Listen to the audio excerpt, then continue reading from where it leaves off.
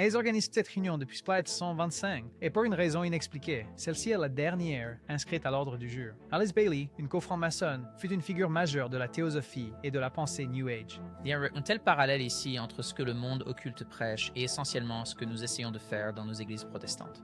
Nous devons nous préparer et j'espère sincèrement que des choses pareilles pourront secouer les gens, sachant que pendant qu'ils restent inactifs, cette réunion se déroule. L'une des premières sonnettes d'alarme indiquant que vous avez affaire à des anges déchus, c'est lorsque vous entendez ce terme de maître ascensionné. Beaucoup d'entre eux ne savent pas qu'avec les pratiques New Age, ils ouvrent des portes qu'ils ne pourront pas refermer seuls. Donc vous constatez que la manière dont les choses se déploient dans le monde, c'est qu'ils reçoivent dans substance des directives de la part de démons et qu'ils mettent ensuite ces directives en application. Quand on parle de, vous savez, cette conscience christique qui joue un rôle dans les affaires mondiales, c'est comme si le monde entier était prêt à suivre la bête. Ce qui est fou pour moi, en tant qu'ancien adepte du Nouvel Âge, c'est que je pensais que nous nous fabriquions tous notre propre vérité. On l'entend souvent, c'est comme « ne parlez pas de doctrine, parlez juste de l'amour de Jésus ». Et c'est justement là que la prophétesse de Lucifer, Alice Bailey, vous dit exactement la même chose. Il se prépare à ce que quelqu'un se présente.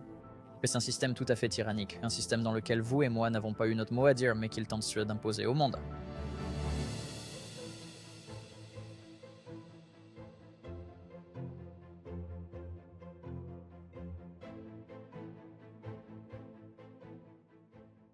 Bienvenue, chers frères et sœurs, c'est Matthew Schunch qui vous parle pour un nouvel épisode du projet Vérité, où aujourd'hui nous allons nous pencher sur ce qui se passe avec Lucis Trust, qui était autrefois connu sous le nom de Lucifer Publishing Company, et la journée mondiale d'invocation qui s'étend en fait du 11 juin au 1er juillet. Comme toujours, pour échanger avec moi sur ces importantes questions prophétiques, accueillons le frère Andrew Bakishki. Bienvenue, frère Andrew. C'est bon d'être ici. C'est bon de te revoir, Matt. D'accord. Alors, il se passe tellement de choses que nous sommes passés de Peter Thiel et de ses discours sur la fin du monde, l'Armageddon et l'Antéchrist, et que nous commençons à percevoir l'hégélianisme qui se manifeste entre ce qui nous est présenté comme étant, en substance, un gouvernement mondial unique sous la forme d'une unification de l'Église et de l'État. Et du côté totalement occulte, nous avons ici la Lucis Trust, anciennement appelée Lucifer Publishing Company, un sujet qui préoccupe les gens depuis l'époque de Total Onslaught de Walter Waite, quand j'ai commencé à comprendre tout cela. Mais nous y voilà aujourd'hui, après avoir été présents depuis la fondation des Nations Unies, à l'époque où c'était la Société des Nations, jusqu'à l'endroit même où nous nous trouvons aujourd'hui, et on nous informe que c'est l'une des réunions occultes les plus importantes qui se soit tenue au cours des 100 dernières années, ayant débuté le 11 juin et se poursuivant jusqu'au 1er juillet. Comme vous l'aviez si éloquemment souligné, l'occulte se démocratise et nous le constatons de manière encore plus flagrante en ce moment même. En effet, Total Onslaught, vous savez, quand j'ai vu ça pour la première fois, ce qui était si frappant, c'est que ça exposait ce que l'autre camp pense et croit vraiment et à quel point ils sont sérieux à ce sujet et vous voyez à quel point c'est réel et ça m'a vraiment frappé. Et je pense que quand nous allons aborder cet épisode aujourd'hui, quand nous parlerons de cet article que nous allons examiner, vous verrez que rien n'a changé. Et parfois, on voit plus de passion, plus de concentration et d'orientation de l'autre côté de la barrière que ce que nous voyons parfois dans nos propres églises et c'est vraiment effrayant d'y penser. Mais quand on réalise que l'autre côté est réel, qu'il est actif et qu'il agit, ça nous dit que c'est le moment. Et c'est notre espoir que tout, absolument tout, renvoie à la Bible. Mais pour certaines personnes, elles n'ont peut-être pas encore la confiance ou la capacité de prendre la Bible au sérieux. Alors, nous nous efforçons de montrer, à partir du monde réel, de prouver tout ce qui se passe et comment tout cela démontre que la Bible est authentique, qu'il est grand temps de prendre votre Bible au sérieux. Et si vous prenez votre Bible au sérieux, alors il est temps de commencer à enseigner et à aider les autres à comprendre ces choses et toute leur importance. Alors, si cette information peut être utile aux gens, aimez, partagez et abonnez-vous. Si cela vous a aidé de quelque manière, pensez à soutenir ces efforts. Nous avons beaucoup à aborder aujourd'hui. Nous allons commencer par examiner ce que représente la Journée mondiale d'invocation et le centenaire des 100 ans de Lucis Trust, où il se concentre sur ce qui doit se produire avant l'apparition de celui qu'il nomme le Venu. Mais avant de commencer aujourd'hui, prenons un moment de prière. Père céleste, Seigneur, il est temps pour nous de prendre au sérieux notre relation avec toi.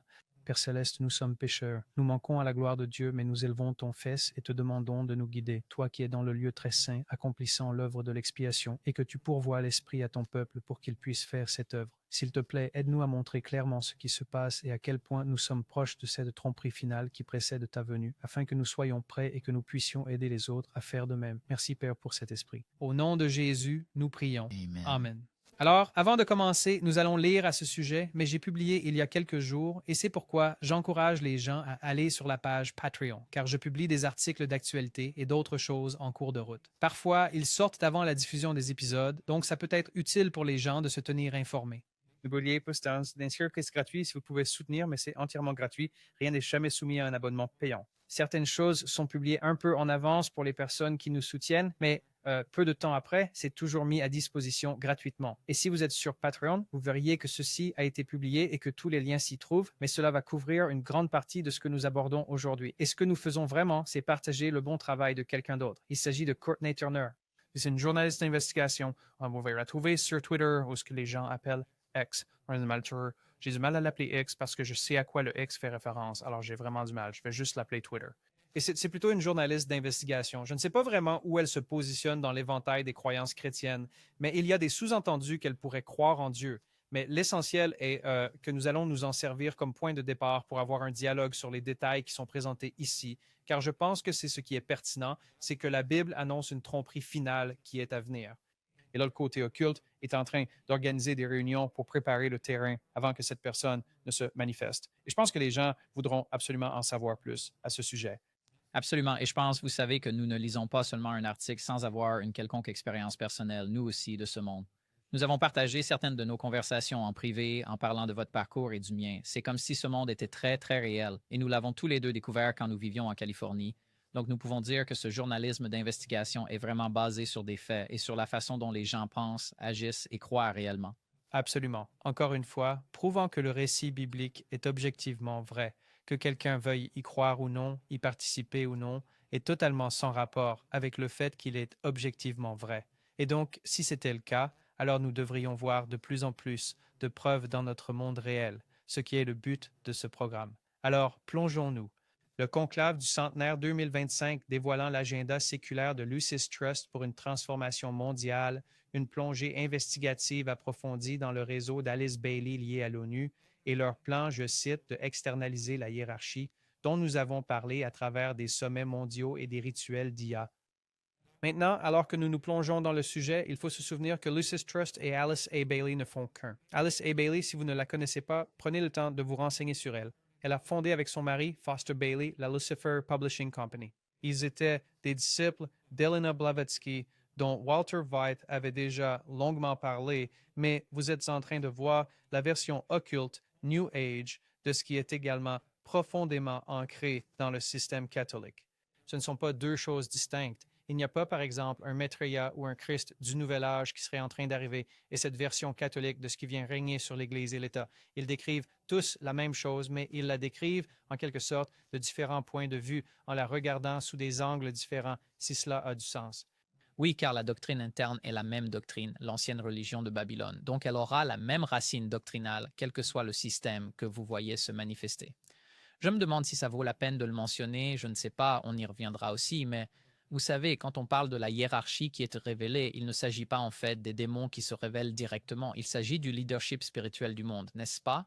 Eh bien, nous savons également que lorsque nous nous rapprochons de la fin, il est dit que le monde entier est essentiellement infesté de démons.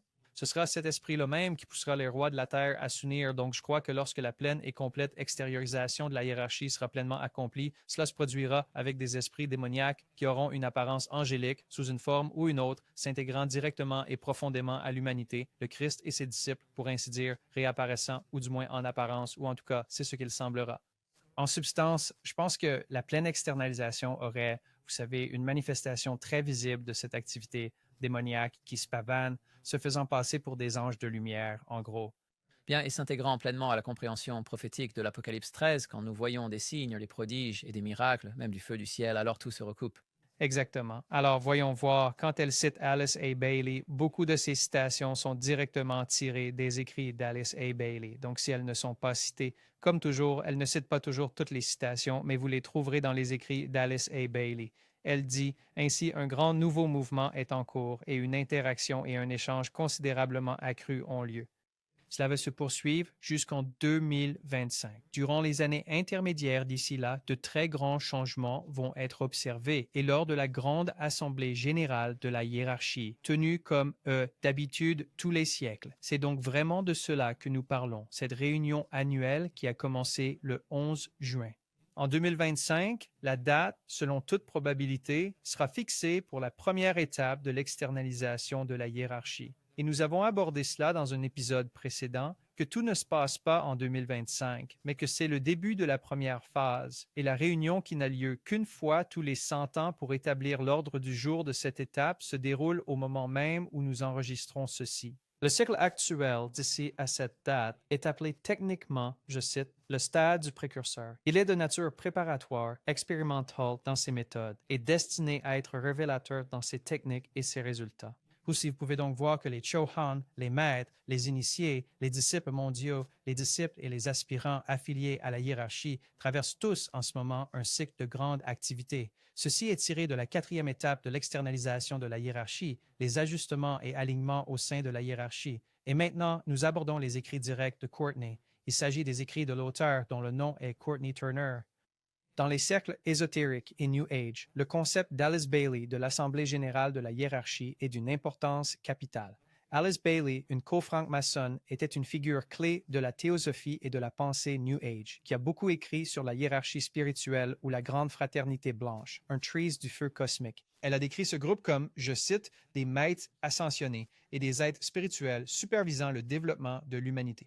Or, je trouve que l'une des premières sonnettes d'alarme indiquant que vous avez affaire à des anges déchus, c'est quand vous voyez ce terme de maître ascensionné et d'être spirituel. Ça devrait être notre première sonnette d'alarme que nous avons affaire à des anges déchus, essentiellement. Selon Bailey, ces entités se réunissent avec leurs représentants humains chaque siècle et une assemblée des plus importantes et même finale est prévue pour 2025. C'est absolument fascinant pour moi parce que cela signifie qu'en ce moment même, des entités démoniaques sont en pleine interaction avec leurs représentants humains pour leur expliquer quelle est la volonté de leur guide spirituel et leur indiquer la manière de préparer le chemin pour le Maitreya ou, comme ils l'appelleraient, le Christ à venir. Je veux dire, je ne pense pas que les gens puissent vraiment s'imaginer que cela se passe dans notre réalité à l'heure où nous parlons. Alors, et les personnes impliquées là-dedans, beaucoup d'entre elles ne savent pas que les pratiques New Age auxquelles elles participent en communiquant avec ces soi-disant maîtres ascensionnés vous ouvrent des portes que vous ne pourrez pas refermer seules et elles sont très difficiles à gérer. Oui, je pense que bien plus de personnalités de haut rang participeraient à ce genre de cérémonie que nous ne le réalisons. De très, très hauts dignitaires de la société ont des maîtres ascensionnés ou des êtres spirituels littéralement au-dessus d'eux, leur communiquant leur volonté afin qu'ils puissent utiliser leur pouvoir et leur richesse. L'agent humain est alors responsable d'aller exécuter cela.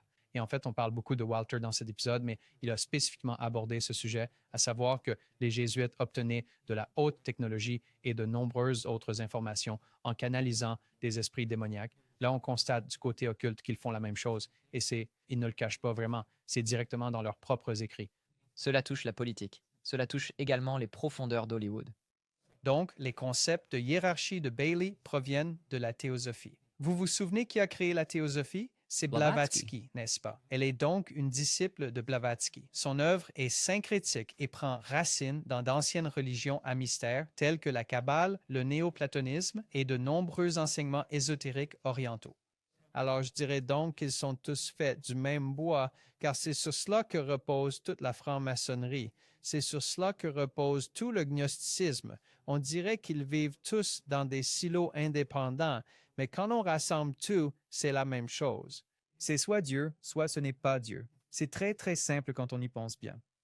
Ce sont toutes les religions à mystère, selon la version que vous désirez en faire l'expérience. Vous pouvez en vivre différentes expériences, mais vous mangez du même fruit. Toutes les choses se connectent sur la table. Les théosophes envisagent une autorité spirituelle secrète qui façonne les événements humains. Eh bien, il existe bel et bien une autorité spirituelle qui façonne les événements humains. Alors la question qui se pose est laquelle? De qui parle-t-il exactement? Est-ce qu'il parle de Dieu ou est-ce qu'il parle de quelqu'un d'autre? Donc, dans l'interview de Thiel, nous évoquions comment le monde occulte inverse et bouleverse tout. Donc, la même chose, bien sûr, ici avec le Nouvel Âge, c'est que le bien est mal et le mal est bien. Et donc, il évoquera une certaine réalité que nous acceptons tous et une réalité biblique, mais à la place du vrai Dieu, il y a une contrefaçon qu'ils adorent et qu'ils attendent. Oui, ils disent ouvertement que cela façonne les événements humains. Ces autorités spirituelles sont en train de façonner les événements humains et la grande controverse est très réelle, cette bataille entre le bien et le mal. Ça se passe tout autour de nous et les gens sont juste, vous savez, absorbés par leurs iPhones et la culture des célébrités et consomment tout sauf la parole de Dieu. Et ça commence à se manifester parce que nous sommes spirituellement carencés en nutriments. Alice Bailey a développé cela, décrivant une variété d'êtres œuvrant sur divers rayons ou facettes de l'expression divine, chacun jouant un rôle dans la croissance spirituelle de l'humanité, donc de nombreuses industries différentes que cela couvre. Selon Bailey, ces entités se connectent avec des agents humains choisis ou des initiés pour diriger les leaders mondiaux, les mouvements sociétaux et d'autres voies de transformation. Oh, je ne sais pas, peut-être comme Peter Thiel et les Chevaliers de Malte. Vous savez, même Peter Thiel est un anagramme. Quand on réarrange ces lettres, on peut littéralement épeler le reptile. Donc, je pense que ce n'est pas trop tiré par les cheveux de voir que ces entités se connectent avec des agents humains spéciaux. Et nous avons toutes ces chevaleries royales partout dans le monde, qu'il y a une interconnexion ici. Parfois, la créativité qu'on observe à Hollywood, et je peux en témoigner personnellement, c'est, vous savez, le CERN, et c'est pas toujours évident de savoir exactement ce que l'on fait. Vous êtes parfois très influencé spirituellement par des choses que vous ne comprenez pas entièrement. Surtout, comme vous le dites, les gens sont perdus dans la culture des célébrités et leurs iPhones. Et dans un environnement créatif, parfois à Hollywood, vous êtes vraiment en quelque sorte déconnecté de la réalité de la Bible et de l'ancrage de la vérité. Et cela permet à de nombreuses influences différentes de parler en quelque sorte à votre cœur et d'être très créatif pour vous, mais vous êtes en fait, vous évangélisez pour l'autre camp. Tu ne réalises même pas souvent ce que tu crées à Hollywood. Eh bien, mais c'est tout à fait logique, car quand on y réfléchit, comment pourriez-vous être guidé par l'Esprit de Dieu si vous ne reconnaissez pas l'Esprit de Dieu? Alors, si vous n'êtes pas influencé par l'Esprit de Dieu, qu'est-ce qui vous influence? Qu'est-ce qui reste pour vous influencer? Et c'est pourquoi le monde est si adapté à toutes ces autres croyances. Et eux, vous vous y glissez facilement parce que si vous n'êtes pas guidé par l'Esprit de Dieu, c'est le seul autre endroit où vous pouvez aboutir, n'est-ce pas? Et c'est presque ça le plus fou pour moi en tant qu'ancien adepte du Nouvel Âge. Je pensais que nous nous fabriquions tous notre propre vérité du moment que nous nous traitions tous correctement.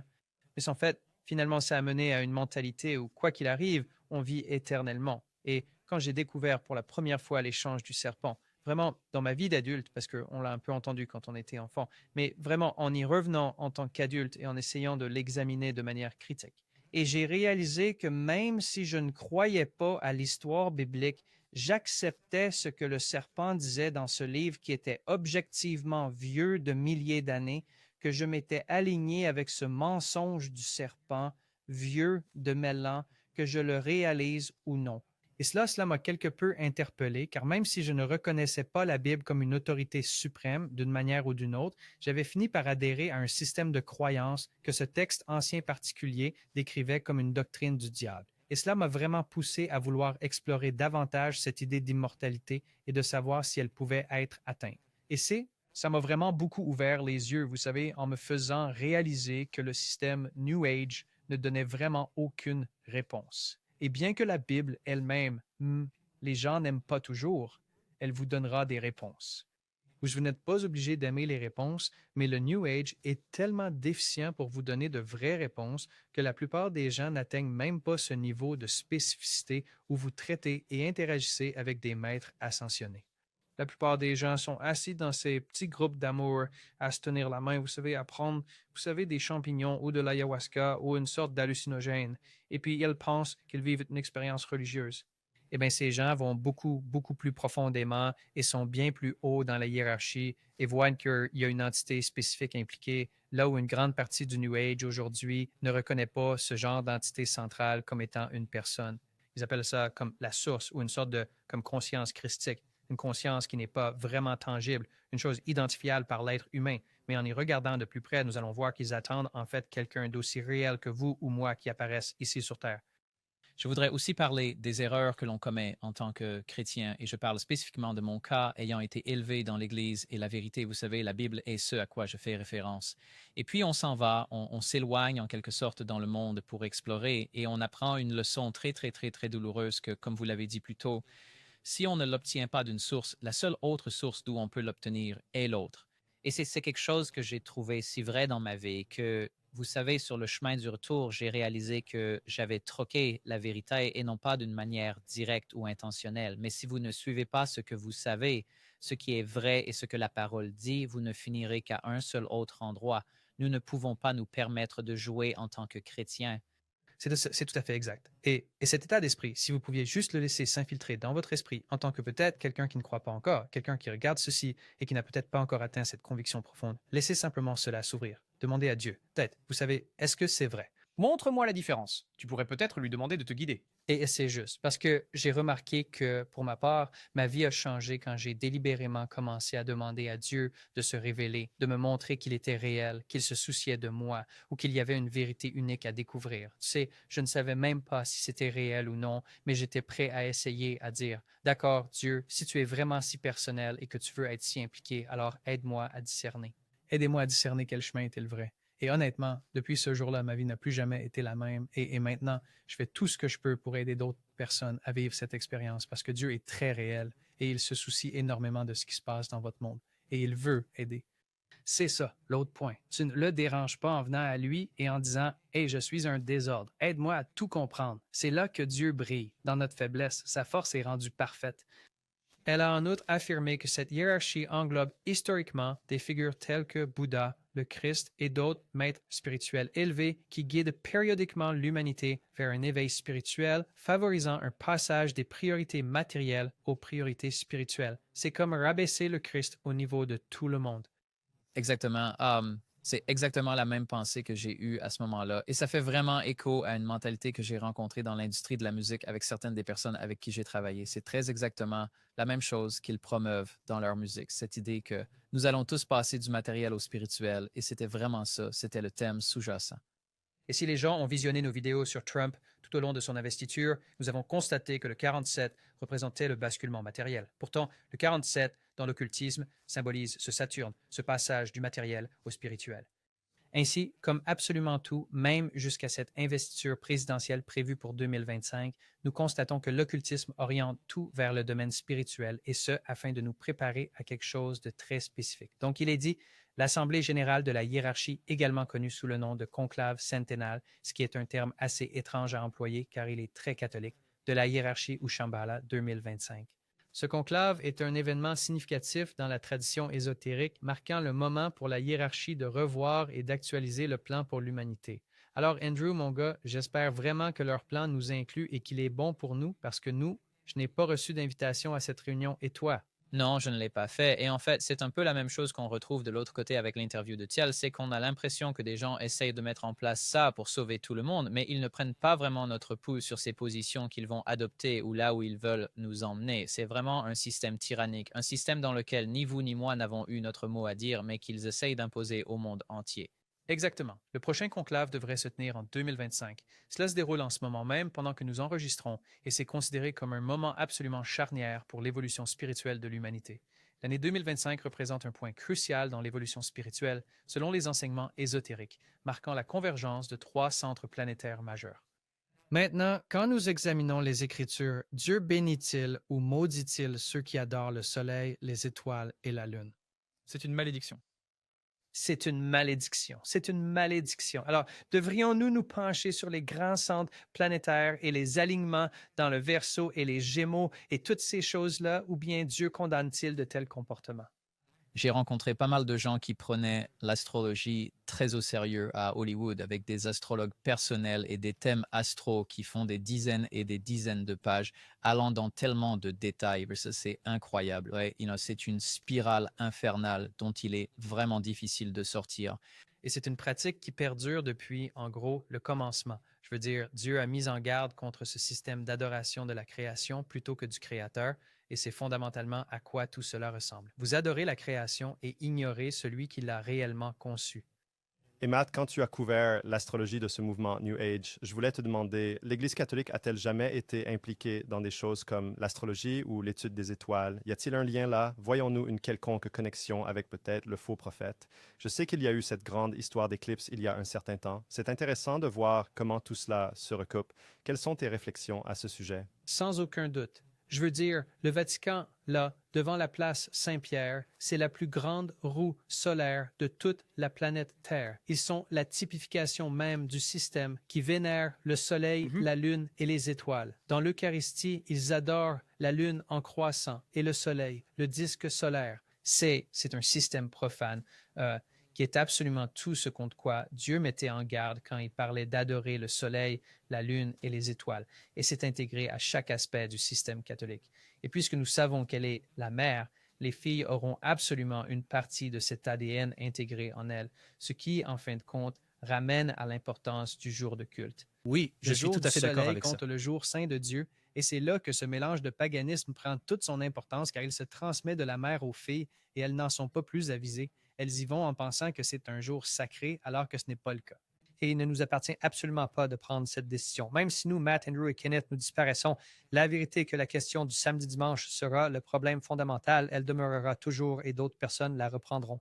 Donc, je pense, vous savez, il est vraiment important, comme la question que vous avez posée, de voir que le système dont Dieu avait averti avec le soleil, la lune et les étoiles est représenté dans ce système de Babylone la mystérieuse, car il ne vous demande pas seulement d'adorer la création, mais il se tient en fait presque à la place du Créateur pour être adoré comme l'élément humain de ce système d'adoration. Alors oui, c'est très répandu aussi bien chez la mère que chez les filles. Shambhala, la hiérarchie et l'humanité, lors de ce qui s'annonce comme un conclave centennal capital. Ce rassemblement a lieu tous les 100 ans depuis 1425. C'est une sacrée longévité quand on y pense, car d'habitude, seules les organisations catholiques ont une telle ancienneté remontant à ce genre de date. Les ordres de chevalerie, les Templiers, vous savez, des ordres comme ça. Mais je ne sais pas si, même en faisant des recherches, j'avais réalisé qu'ils tenaient cette réunion tous les 100 ans depuis 1425. Ça m'a vraiment frappé que ces gens ne travaillent pas en jours, en mois, en semaines, ni même en années. Ils travaillent littéralement en décennies et en siècles. Et l'Église catholique en parle aussi. Exactement la même chose. Quoique depuis 1425, comme tu as un 25, il est censé déterminer des décisions cruciales. C'est important, des décisions cruciales concernant la trajectoire évolutive de l'humanité, l'externalisation de la hiérarchie spirituelle et la mise en œuvre du plan divin pour la transformation planétaire. La signification de ce conclave particulier dépasse celle des rassemblements précédents. C'est très important. Au début de l'article, il était dit que c'était le dernier conclave. Je veux vraiment que les gens en prennent pleinement conscience. Ils tiennent cette réunion depuis 1425 et pour une raison quelconque, celle-ci est la dernière prévue. C'est Apocalypse chapitre 12 dit que le diable est descendu avec une grande colère parce qu'il sait qu'il a peu de temps. Le diable sait qu'il y a un temps limité pour cette chose. Et sans vouloir fixer de date ou de délai ou quoi que ce soit de ce genre, nous savons que cette histoire aura environ 6000 ans. Je ne dirai rien de plus. Le temps est court. C'est une chose limitée. Ça ne durera pas éternellement et ils le savent. Et cela aide à faire passer le message. Exactement. Ils savent aussi que cette histoire touche à sa fin. Peut-il a parlé de le retarder de quelque manière que ce soit afin de trouver cette troisième voie, comme il l'a dit, cette voie étroite, ce qui signifie une voie qui n'est pas prescrite dans la parole de Dieu. Et maintenant, vous avez ce groupe qui tient des réunions depuis la majeure partie de, vous savez, 600 ans, et ils ont dit que ce serait la dernière qu'ils tiendraient. Il n'y a pas de conclave prévu pour 2125.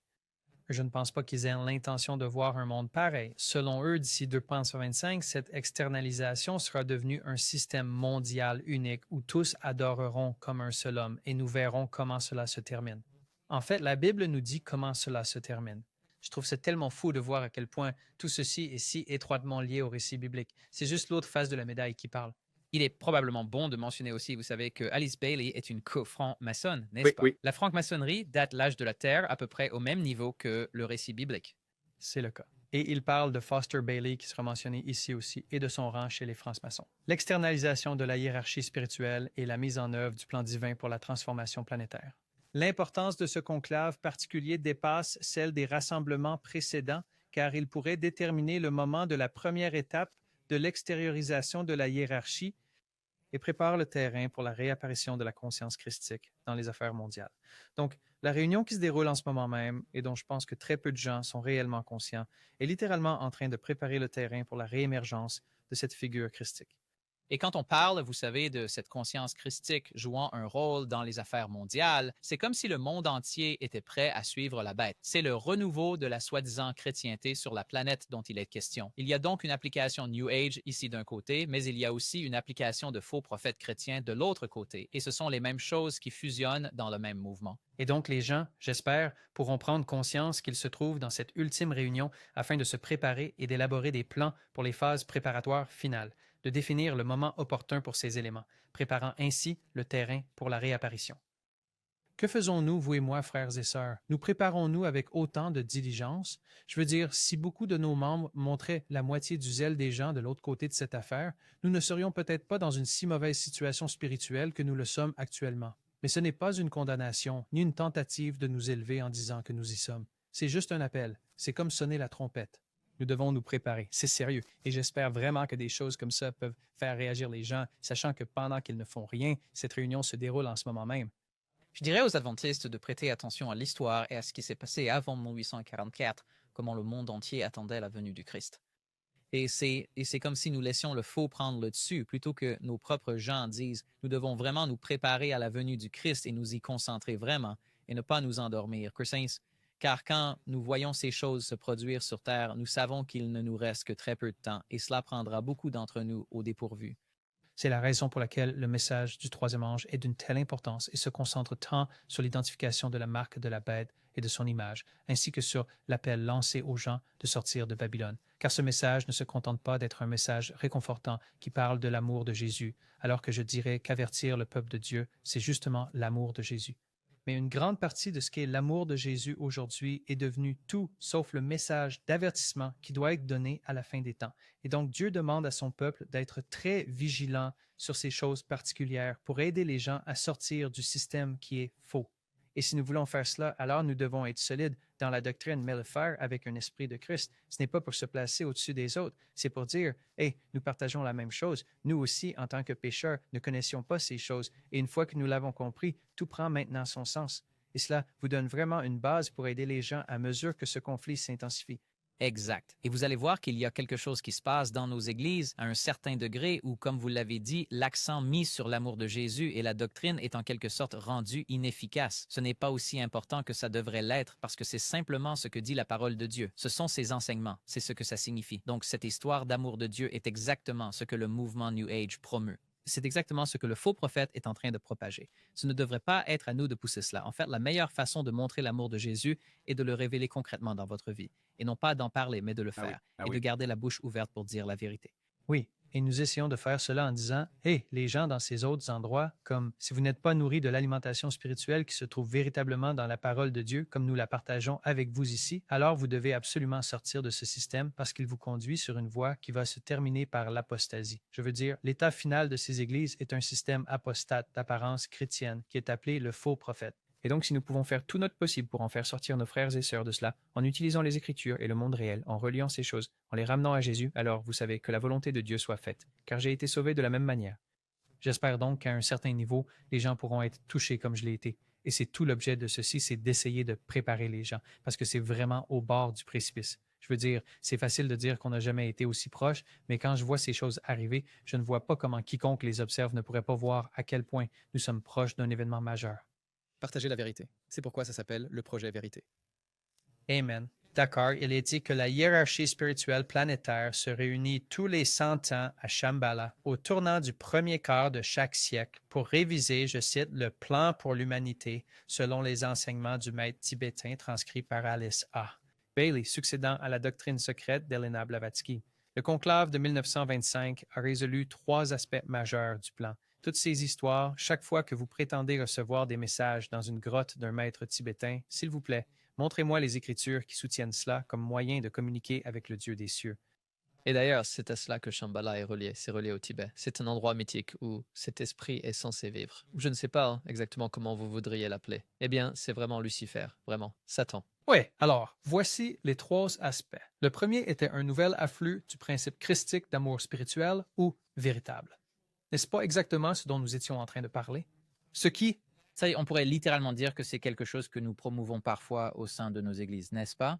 oui, Anne, c'est bien le cas. Et les gens vont dire, oh, mais ils ne croient pas en l'amour de Jésus. Non, c'est plutôt, c'est comprendre la plénitude, la pleine mesure de l'amour de Jésus, comme un bon parent qui avertit ses enfants et qui se prépare à une bataille qui est très réelle.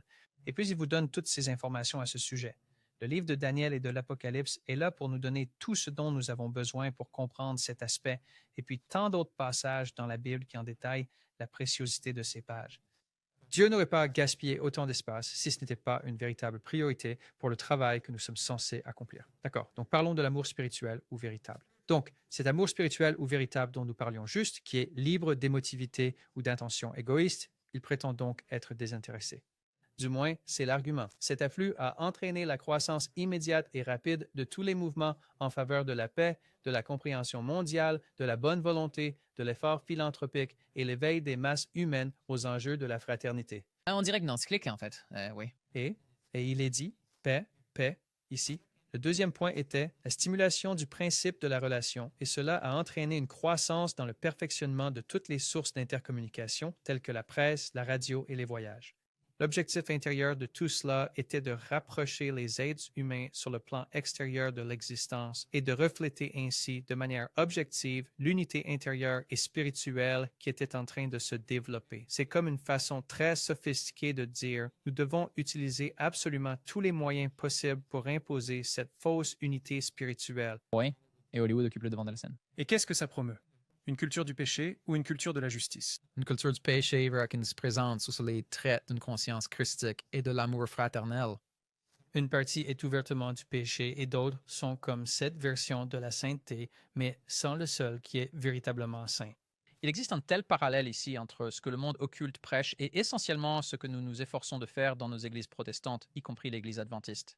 Le troisième était l'afflux de la force de la volonté ou du pouvoir du sang de Shambhala. C'est la force la plus puissante au monde aujourd'hui et seulement 2 fois auparavant dans l'histoire de l'humanité. Cette énergie de Shambhala a fait son apparition et s'est fait sentir par les changements considérables qu'elle a entraînés. Récapitulons brièvement. La première fois, ce fut lors de la grande crise humaine qui s'est produite au moment de l'individualisation des hommes dans l'ancienne Lémurie. Ce qui est vraiment intéressant, car ce qui m'a donné l'indice pour comprendre, c'était en fait le passage suivant, où il est dit que la deuxième fois était liée à la lutte qui a eu lieu durant les jours Atlantes. Et je me dis, eh bien, les jours Atlantes, c'est avant le déluge. Donc, ça signifie que cela aurait dû se passer avant le déluge, vous savez, vraiment au tout début. Donc, pour moi, l'idée de cette individualisation de l'homme est l'idée que nous nous sommes rebellés contre notre Créateur. Cette idée-là que nous nous sommes séparés de notre Dieu et avons fait les choses à notre manière. Et c'est comme Lucifer, vous savez, libérant l'humanité de la tyrannie de Dieu. Mais en fait, c'était notre mort. Mais c'est célébré ici comme une individualisation. C'est ce que j'ai compris quand je l'ai entendu. Donc, en fait, la chute, c'est le premier événement et le déluge, c'est le deuxième. C'est ce que je comprends quand je regarde ça en me basant sur la Bible. Par exemple, que pourrais-tu savoir d'autre de l'histoire d'avant le déluge, à part savoir que le monde était dans un si mauvais état que Dieu l'a détruit par un déluge et qu'au tout début, ça a commencé dans le jardin d'Éden, ce qui était cette chose terrible où ils ont été chassés du jardin et tu sais, ils ont dû suer, tu sais, pour leur nourriture à la sueur de leur front et toutes ces autres choses. On dirait que c'est à cause du péché. Et ici, c'est présenté comme une sorte d'événement triomphal, comme une évolution de la race humaine. Et en fait, ça n'a fait que dégringoler depuis. C'est tout le contraire. Exactement. Et c'est un peu comme ce que nous avons vu dans l'interview de Till, en retournant la situation, transformer le mal en bien. Et je pense que c'est juste de le dire. Donc, si ce que vous spéculez, et je crois que c'est juste de le faire, je pense que vous tenez quelque chose ici. Si nous sommes face à la chute de l'Éden, si c'est le déluge et que cette citation dit que la troisième fois dans l'histoire est en train de se produire maintenant, eh bien, qu'est-ce que cela pourrait être d'autre que peut-être la réapparition ou une apparition de leur Christ? Parce que ce sont 2 événements gigantesques de l'histoire. Le troisième doit être d'une ampleur tout aussi considérable de leur point de vue. Exact. Et c'est intéressant que les 2 auxquels il fait référence sont d'avant le déluge. Donc, nous n'avons pas vraiment nous avons l'histoire enregistrée de la Bible, mais nous n'avons pas vraiment beaucoup d'informations, n'est-ce pas? Beaucoup de cela a été transmis, vous savez, à travers le déluge. Nous savons que cela est en quelque sorte venu par Cham, qui a apostasié et nous a donné la culture égyptienne, finalement, n'est-ce pas? Cush et ainsi de suite. vous avez cette connaissance de l'ancien monde. Vous savez, le monde d'avant le déluge est en quelque sorte parvenu par cette connaissance ou par ce chemin. Mais nous ne savons pas grand-chose à ce sujet. Nous savons juste que Satan était très présent dans le jardin d'Éden. Il s'est manifesté là comme un serpent, comme un reptile. Et vous savez ce qui se passait dans les derniers jours avant le déluge. Vous savez, on ne peut qu'imaginer que ce sera exactement comme ça à nouveau à la fin des temps. Comme il est dit dans Matthieu 24, ce sera comme au jour de Noé à nouveau. Donc, évidemment, c'est une véritable externalisation de la hiérarchie. Parce que si c'était l'externalisation de la hiérarchie dans l'ancienne Lémurie, qui est probablement le jardin d'Éden ici, cela signifie que Satan est apparu. Ouais, et c'est tellement grand que rien d'aussi grand ne s'est produit depuis, pas même le déluge. Je veux dire, pouvez-vous imaginer à quel point c'est énorme pour eux? C'est énorme à leurs yeux. C'est ce qui est en Et train c'est d'être ce que planifié nous allons maintenant. voir rapidement. Nous allons en fait regarder la vidéo de la journée mondiale d'invocation car nous voulons que les gens voient à quel point c'est New Age. Et si vous êtes dans cette optique de pensée, écoutez attentivement cette vidéo qui va suivre et posez-vous la question. Pourquoi ce que j'entends dans mon parcours spirituel de type New Age ressemble-t-il si précisément à ce qui émane de quelque chose appelé Lucifer, Lucis Trust, Lucifer Publishing Company? Demandez-vous s'il n'y a pas là une certaine pertinence. Parce que si vous ne vous posez pas la question, si vous balayez ça d'un revers de main, je pense que c'est vraiment problématique. Parce que ces rencontres ont lieu depuis plus de 600 ans. Les gens le prennent très au sérieux. Et il faut bien réaliser que, alors que vous pratiquez une forme de spiritualité New Age en Occident aujourd'hui, cette pensée vient de quelque part. Ce n'est pas nouveau dans le New Age. C'est juste que le New Age introduit des façons de penser très anciennes en les présentant comme nouvelles, si cela a du sens. Et donc, les gens devraient vraiment se demander si leur vision du monde ressemble beaucoup à ce que nous allons écouter dans cette vidéo. Mais avant cela, finissons de lire cette citation. Cette énergie divine, encore peu connue, émane à présent de Shambhala. Elle incarne en elle-même l'énergie qui sous-tend la crise mondiale actuelle. C'est la volonté de Dieu de provoquer des changements raciaux et d'une importance capitale dans la conscience de l'humanité, ce qui modifiera entièrement l'attitude de l'homme face à la vie et sa compréhension des aspects essentiels, spirituels, ésotériques qui sont cachés et subjectifs de l'existence. C'est cette force qui va provoquer en conjonction avec l'énergie de l'amour telle que définie par quoi? Parce que si vous demandez, vous savez à 100 personnes ce qu'est l'amour. Pour moi, Jésus a dit, « Si vous m'aimez, gardez mes commandements. » Et celui qui dit m'aimer et ne garde pas mes commandements est un menteur, et la vérité n'est pas en lui. Pour moi, ça résume pas mal la situation. Je me demande comment il définirait l'amour, car je parie que ce n'est pas ça. Non. C'est donc une crise énorme, imminente dans la conscience humaine que nous appelons la seconde crise, l'initiation de la race au mystère des âges, à ce qui a été caché depuis le commencement. Oh, on dirait que ça vient tout droit de la Bible, non? Le mystère qui était caché depuis des siècles, dont Paul parlait, n'est-ce pas? Vous savez, ça a été caché depuis le début, et c'est comme s'ils avaient leur version des faits. Donc, en fait, tout cela remonte au Jardin d'Éden lors de la chute, et c'est le même mensonge qui est enseigné et raconté à l'humanité depuis le Jardin d'Éden. C'est pourquoi cela fait référence aux deux moments où, vous savez, cela va vraiment se manifester, vous savez, au jour avant le déluge, et puis là, dans le Jardin d'Éden. C'est exactement la même chose qui arrive à son paroxysme à nouveau, et ils sont en train de le planifier en ce moment même, pendant que nous enregistrons ceci. Oui, et les gens, quand vous entendez parler de la conscience du Christ, tournez les talons. J'ai même vu des disputes parmi les commentateurs à propos du concept de la conscience du Christ. Cela peut-il faire partie de la vision chrétienne du monde? La seule façon dont cela pourrait être est si vous définissez la conscience du Christ comme tout ce qui est prescrit dans la Bible en termes d'efforts pour marcher comme le Christ a marché. Pas par vos propres efforts, mais en disant « Seigneur, change-moi et rends-moi plus semblable à toi ». Mais je n'utiliserai jamais ce terme parce qu'il ne s'agit pas pour nous d'accomplir quelque chose. Il s'agit pour nous d'avoir la foi que les œuvres de Dieu, les œuvres et la justice du Christ et son sang sont amplement suffisants pour sauver même un pécheur comme moi. Et c'est là, le principe fondamental de l'Évangile. Ce n'est pas quelque chose que nous puissions accomplir par nos propres moyens. Et donc, je pense que ce mystère des âges est même si prégnant dans toute la ligne de pensée de la franc-maçonnerie. C'est toute la religion mystérieuse égyptienne que l'on y retrouve. Donc, vous voyez encore une fois la convergence des visions du monde et tout cela remonte, comme vous l'avez dit, au Jardin d'Éden. C'est ce que j'ai découvert d'ailleurs dans ma propre vie à Los Angeles quand j'ai aidé les millionnaires et les milliardaires et que je voyais qu'ils faisaient partie de ces sociétés secrètes et que je comprenais ce qu'ils en attendaient et ils voulaient la vie éternelle. Ils veulent la divinité essentiellement. Et le plus incroyable dans tout ça, c'est que la seule manière de pouvoir s'approcher de celui qui est Dieu serait de se conformer à sa parole. En cherchant à atteindre la divinité, ils se sont malheureusement tellement éloignés de cela que leur fin ne sera que la poussière de la terre, vous savez. c'est vraiment déchirant quand on y pense, parce que je ne pense pas qu'ils comprennent vraiment ce que Jésus a réellement fait pour eux, pour apprécier le sacrifice que notre Sauveur a consenti, afin de nous permettre de devenir même des fils de Dieu. Et il leur manque cette gratitude pour quelque chose de plus grand qu'eux-mêmes, qui aurait été accompli en dehors d'eux-mêmes pour les sauver, pour entrer dans un système qui leur enseigne ces voies mystérieuses de comment ils peuvent essentiellement se sauver eux-mêmes. Il y avait un acteur avec qui j'ai travaillé et il avait un T-shirt qu'il portait parfois. Pas à l'écran, évidemment, parce que ce n'était pas sa tenue pour le spectacle, mais il le portait, vous savez, hors caméra quand il arrivait avant d'aller aux loges. Et c'était un T-shirt rouge vif et il était écrit « Bon sans Dieu ».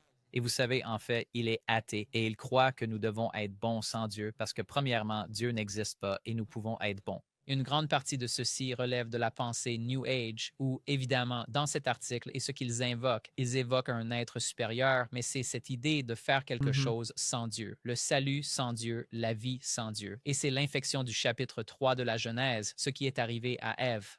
Et nous le voyons partout, dans toutes les facettes de cette histoire. Alors maintenant, écoutons cette journée mondiale d'invocation 2025 et demandons-nous, non seulement nos visions du monde ne devraient pas du tout ressembler à cela, mais nous devrions être capables d'en discerner clairement les problèmes. Alors, nous allons écouter. La journée mondiale d'invocation est une journée de prière et d'intention spirituelle concentrée. Lorsque les gens de partout s'unissent et prononcent la grande invocation. Aujourd'hui, nous sommes confrontés au fait que les valeurs matérialistes ont mené l'humanité à un état de profonde difficulté, avec une variété de crises politiques, économiques, sociales et idéologiques interdépendantes qui émergent. Sous-jacentes à ces crises extérieures, cependant, se trouvent de grandes crises de conscience. Ce qui nous apparaît comme un renforcement de l'obscurité dans le monde est en réalité une intensification de conflits anciens entre le passé et l'avenir, entre l'égoïsme et le bien-être collectif. Les anciens conflits étaient-ils toujours entre l'égoïsme individuel et l'intérêt du groupe? Bien-être collectif. Eh bien, je veux dire, si vous voyez le yin et le yang, vous voyez, vous savez, vous voyez les deux côtés, vous voyez l'eau et le feu là et tout. Vous savez, c'est l'idée que, vous savez, les deux côtés sont en fait du côté de Satan. Les deux côtés sont du côté de Lucifer ici. Vous avez l'aspect masculin et féminin. Vous avez la magie blanche, noire. L'idée que Dieu en est complètement exclu, n'est-ce pas? Ce qu'il appelle le bien est en fait Lucifer. Et ça parle de, vous savez, ça retire complètement Dieu de ça. C'est une bonne analyse que voilà. Parfait. Et entre notre karma collectif et la destinée spirituelle de l'humanité. Je vais juste m'arrêter là. Le karma collectif et la destinée spirituelle de l'humanité. Ce sont des choses avec lesquelles j'étais très familier dans mon parcours New Age. Et en fait, cette histoire de karma était l'une des choses qui, comme moi, qui a commencé à me faire réfléchir que le Dieu ou la source, comme les adeptes du New Age le diraient toujours, cette source ne fait pas vraiment de sens que ce ne soit pas un être personnel si le karma existe. Parce que si l'on y réfléchit bien, pour que le karma existe, il aurait fallu que quelqu'un ou quelque chose ait créé un mécanisme capable de noter chaque comportement humain et de le classer au sein d'une structure hiérarchique où il serait soit récompensé, soit puni, qui entraînerait ensuite des conséquences découlant de ses actions et qui serait entièrement axé sur les décisions de l'individu. Que cela puisse ensuite se répercuter ainsi à travers l'ensemble du temps, cela me semble très, très personnel et non pas une sorte de source ambiante. Alors, quel était le but de la personne qui a conçu ce mécanisme qui suit absolument tout pour permettre l'existence du karma? Parce que les gens adorent cette idée de karma. Ils sont si à l'aise avec le karma et détestent l'idée du péché. Mais en réalité, vous parlez toujours de la même chose. C'est comme un tableau de bord cosmique, essentiellement, qui se déroule. Et qu'est-ce que la Bible dit? Ils se sont assis, les livres étaient ouverts, le jugement était, vous savez, établi, et ils ont commencé à examiner les dossiers. Eh bien, n'est-ce pas là l'essence même du karma? Or, cela n'a pas l'aspect que ce cycle karmique se poursuit sans fin, encore et encore. Mais si vous l'envisagez simplement du point de vue, disons, du cadre de pensée suivant, est-ce en quelque sorte un système qui évalue la moralité d'une certaine manière? Eh bien, dans ce cas, oui, il décrit fondamentalement exactement le même système. Et ça, pour moi, d'une perspective New Age, c'était un peu comme « Salut les amis, est-ce que vous y avez déjà réfléchi? » Et les regards que j'ai eus en essayant d'expliquer ça aux adeptes du New Age, c'est comme « Nous ne sommes pas intéressés à vraiment appliquer une logique à ce que nous faisons. Nous vivons juste dans la liberté de faire ce que nous voulons. » Et c'est essentiellement ce que j'ai trouvé que le New Age était. Juste une raison de penser, choisir, croire et faire ce que vous voulez sans aucun regard critique qui vous permettrait de faire des progrès spirituels tangibles. Parce que si vous parlez à ce baba ou à ce gourou ou à telle personne, vous recevez des messages différent de chacun d'eux. Et pourtant, personne ne peut vraiment vous expliquer pourquoi la structure karmique fonctionnerait, à moins qu'il n'y ait derrière elle une entité personnelle, en quelque sorte individualisée, qui s'intéresserait aux résultats des créatures participant à cette structure. C'est que c'est sur le commandement satanique, bon, fais ce que tu veux, bon, c'est en substance, quoi, fais tout ce que tu veux, ce qui te plaît, ce qui te semble bon. Tu sais quoi, sois gentil quand tu veux l'être, tu peux être égoïste quand tu veux l'être. Et c'est un peu comme si, tu sais, tu pouvais être bon sans Dieu. Ce qui n'est juste pas possible. En ce jour particulier qui se produit chaque année au moment de la pleine lune du signe des Gémeaux, le désir collectif de l'humanité pour un monde meilleur est intensément concentré et s'élève avec force dans un appel unanime et fervent à la divinité. L'humanité devient le pont reliant l'esprit et la matière et se dresse comme l'agent transmetteur par lequel un flot d'amour et de lumière est libéré à travers le monde entier. C'est censé être Jésus. Qui est le pont? Oui, ça devrait être Jésus. Ce n'est pas juste tout le monde, l'humanité. Non, non, c'est Jésus. Oui, non, je sais pas, assez évident, mais... C'est la même chose qu'ils enseignent en franc-maçonnerie. L'échelle de Jacob, ils pensent que cela parle de la capacité de l'humanité à, vous savez. Et même, pourquoi l'échelle de Jacob se trouve-t-elle dans la franc-maçonnerie si le récit biblique n'est pas réel? Et j'ai un ami en particulier en tête à qui j'ai passé tant d'années à essayer de témoigner qui n'acceptera tout simplement pas le récit biblique, pensant que c'est genre tout le monde s'y réfère par défaut parce que c'est la chose facile. Alors qu'en réalité, c'est une évidence tellement écrasante et manifeste et toutes les preuves convergent vers cela. Donc, pour moi, c'est comme si pour ceux qui n'ont pas encore accepté la Bible, cela devient très difficile parce que tant que vous n'avez pas franchi cette première étape, vous ne ferez pas réellement de progrès pour comprendre comment le monde fonctionne et ce qui va se passer quand vous mourrez et toutes ces autres choses. C'est pourquoi cela devient si crucial pour établir la validité de la Bible. Mais oui, là encore, on inverse ce que la parole de Dieu dit et ce qu'elle signifie réellement. La grande invocation est le véhicule parfait pour élever le désir collectif de soulagement de la souffrance, car elle exprime le besoin profond de l'humanité et transperce toutes les difficultés et tous les doutes, pénétrant directement l'esprit et le cœur de celui en qui nous vivons, nous nous mouvons et avons notre être. Qui est cette personne? Je me poserai la question, que voulez-vous dire par celui en qui nous vivons? Et qui est cette personne? Il y a des questions d'un disque solaire et, vous savez, d'une focalisation constante du soleil, vous savez. Cela pointe vers Lucifer. Encore et encore. Mais c'est comme, je serais juste curieux de voir, qui est cette personne qui a tant fait pour toi? Je veux dire, s'il vous plaît, dites-moi en plus dans le sens où on dirait que la description de cet être essaiera de ressembler à Jésus, mais n'a en fait jamais rien fait pour personne comme Jésus l'a fait, vous savez, en venant dans ce monde et en mourant sur la croix. Et ayant une histoire très réelle en étant réellement ici, ils veulent se placer auprès de quelqu'un qui n'a rien fait pour eux. Pour Dieu, cela doit être si frustrant car il les aime toujours, mais de voir sa propre création qu'il a faite avec tant d'amour s'attacher à quelque chose qui les déteste si violemment. Ah, ça doit être déchirant. Et en regardant ça, vous savez, ça m'a vraiment frappé. Ils ont cité un verset biblique ici dans les Actes, le verset qui dit « En lui, nous vivons, nous nous mouvons et nous avons l'être ». Ça parle de Dieu. Mais ici, ils l'interprètent évidemment dans une direction différente et je crois que ça parle de Lucifer. Je veux dire, il s'appelle Lucifer Publishing Company, donc je pense que c'est une juste évaluation. Et de constater ensuite que les écrits d'Alice B. Bailey affirment « Nous voulons nous servir des églises. Nous voulons utiliser l'enveloppe, pour ainsi dire, chrétienne. » C'est un formidable véhicule pour eux. Ils sont d'accord avec ça. Et donc, vous savez, nous sommes là au milieu d'une vidéo très New Age. Et bien vu, parlons de discernement, de remarquer que ce n'était pas juste un verset biblique comme Andrew et moi le pensions, mais que c'était en fait un verset biblique direct. Alors, c'est une bonne observation et je pense qu'il est très clair que cela ne parle pas du Dieu de la Bible, mais que cela veut utiliser le véhicule de la parole de Dieu comme mécanisme pour atteindre les gens. Parce que, encore une fois, le diable ne peut pas faire semblant que ce n'est pas réel et vrai. Alors, le mieux qu'il puisse faire, c'est d'essayer de se l'approprier autant que possible. Et c'est un peu ce que nous voyons avec toutes ces recherches de tous les côtés, pas seulement ici du côté de Lucis Trust, mais du côté évangélique de Trump, du côté catholique, du côté occulte. Je veux dire, c'est littéralement de tous les côtés. Et je pense que, vous savez, les gens comprennent probablement le message maintenant. Mais j'espère que c'est répétitif d'une certaine façon, car les gens ont vraiment besoin de saisir à quel point c'est concret. Tout cela ne fait que le confirmer. Eh bien, louons Dieu de nous l'avoir révélé. Oui, parce que vous savez, le Christ dans le désert a été tenté pendant 40 jours et 40 nuits. Lucifer est venu à lui comme un ange de lumière, lui citant les Écritures. Tracy Point, non pas uniquement avec ses propres mots, mais plutôt par les saintes Écritures, afin de nous fournir le cadre pour nous dire « Ne prononcez pas vos propres paroles ». Parlez ses paroles. Sa parole est l'épée. C'est ainsi que nous savons que nous ne trébucherons pas. Car si nous commençons à penser intelligemment et à croire que nous allons utiliser tous nos mots astucieux, le diable nous mènera par le bout du nez. La seule façon de tenir est de s'appuyer sur le « Ainsi parle l'Éternel ». Très franchement, c'est de la même manière que les réformateurs protestants se sont appuyés. Vous savez, une grande partie de leur fondement était le « Ainsi parle l'Éternel ». Prouvez-moi mon erreur par la parole de Dieu et je modifierai ma position. Ce sont des phrases que chacun de nous devrait s'habituer à prononcer, car nous devrons probablement les réutiliser. De ce point culminant, une réponse s'écoule, illuminant la voie à suivre et révélant la vision d'une nouvelle civilisation. Nous avons besoin d'amour pour régir les relations entre les êtres humains et nous avons besoin du pouvoir de la volonté spirituelle pour réorienter le désir mondial afin que, par l'humanité, le plan divin puisse se réaliser. Nous vous invitons à vous joindre à toutes les personnes à travers le monde dans cet acte de service planétaire.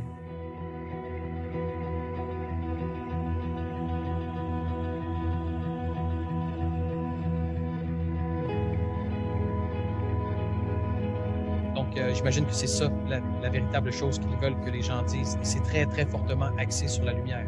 Le porteur de lumière. Regardez le dernier, que celui qui doit venir revienne sur terre.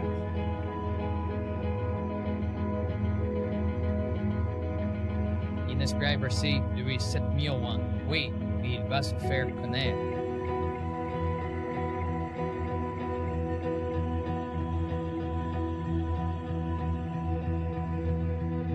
Le plan de la lumière. À quelle fréquence cette phrase se trouve-t-elle dans la Bible? Pas une seule fois. Vous savez, mais il y a assez de choses là-dedans pour que vous puissiez l'utiliser pour l'associer au catholicisme, pour l'associer au faux protestantisme. Vous pouvez l'intégrer à toutes les autres religions de dragons, aux religions de culte solaire, aux religions païennes.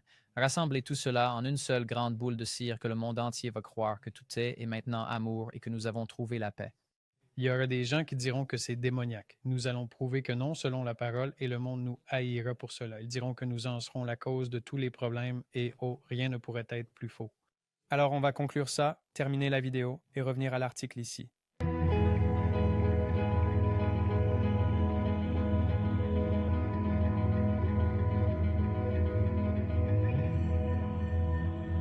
Restaurer la planète sur Terre. Wow! Qu'est-ce que tu en penses quand tu vois ça?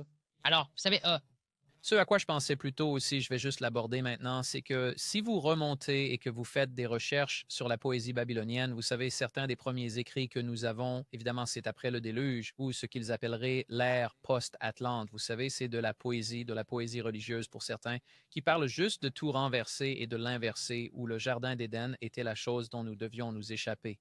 Je ne sais pas si vous avez déjà regardé la poésie babylonienne comme ça, mais c'est intéressant qu'au cœur de, vous savez, la civilisation de cette époque, cette rébellion à la construction de la tour de Babel, et c'est ça juste ici. C'est comme si c'était le plan contrefait pour la terre. C'est la contrefaçon du jardin d'Éden. C'est le monde que Satan veut bâtir. C'est comme s'il essayait de le faire passer pour le jardin d'Éden. Oui, car quand on y réfléchit bien, de qui est ce plan? On vous dit de littéralement prier pour la venue de quelqu'un qui a un plan. Alors, de qui est ce plan? Si vous êtes une personne laïque qui regarde ça ou d'une autre religion, diriez-vous que vous allez être d'accord avec ce plan ou avec celui qui arrive?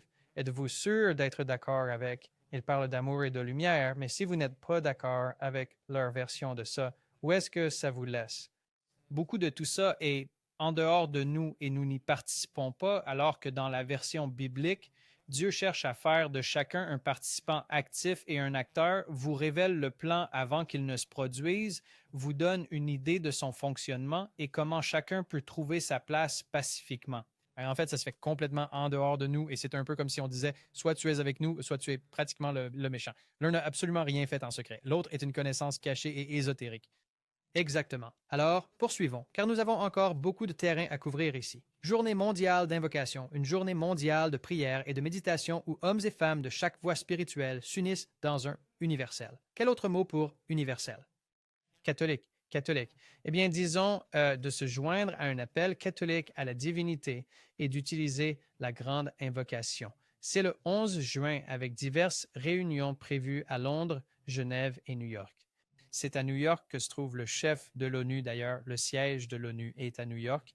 Et juste en face se trouve aussi le quartier général de Lucis Trust et ils sont liés à l'ONU depuis 1945. Donc, ils sont tous très liés les uns aux autres. L'ONU est aussi un instrument de Lucifer.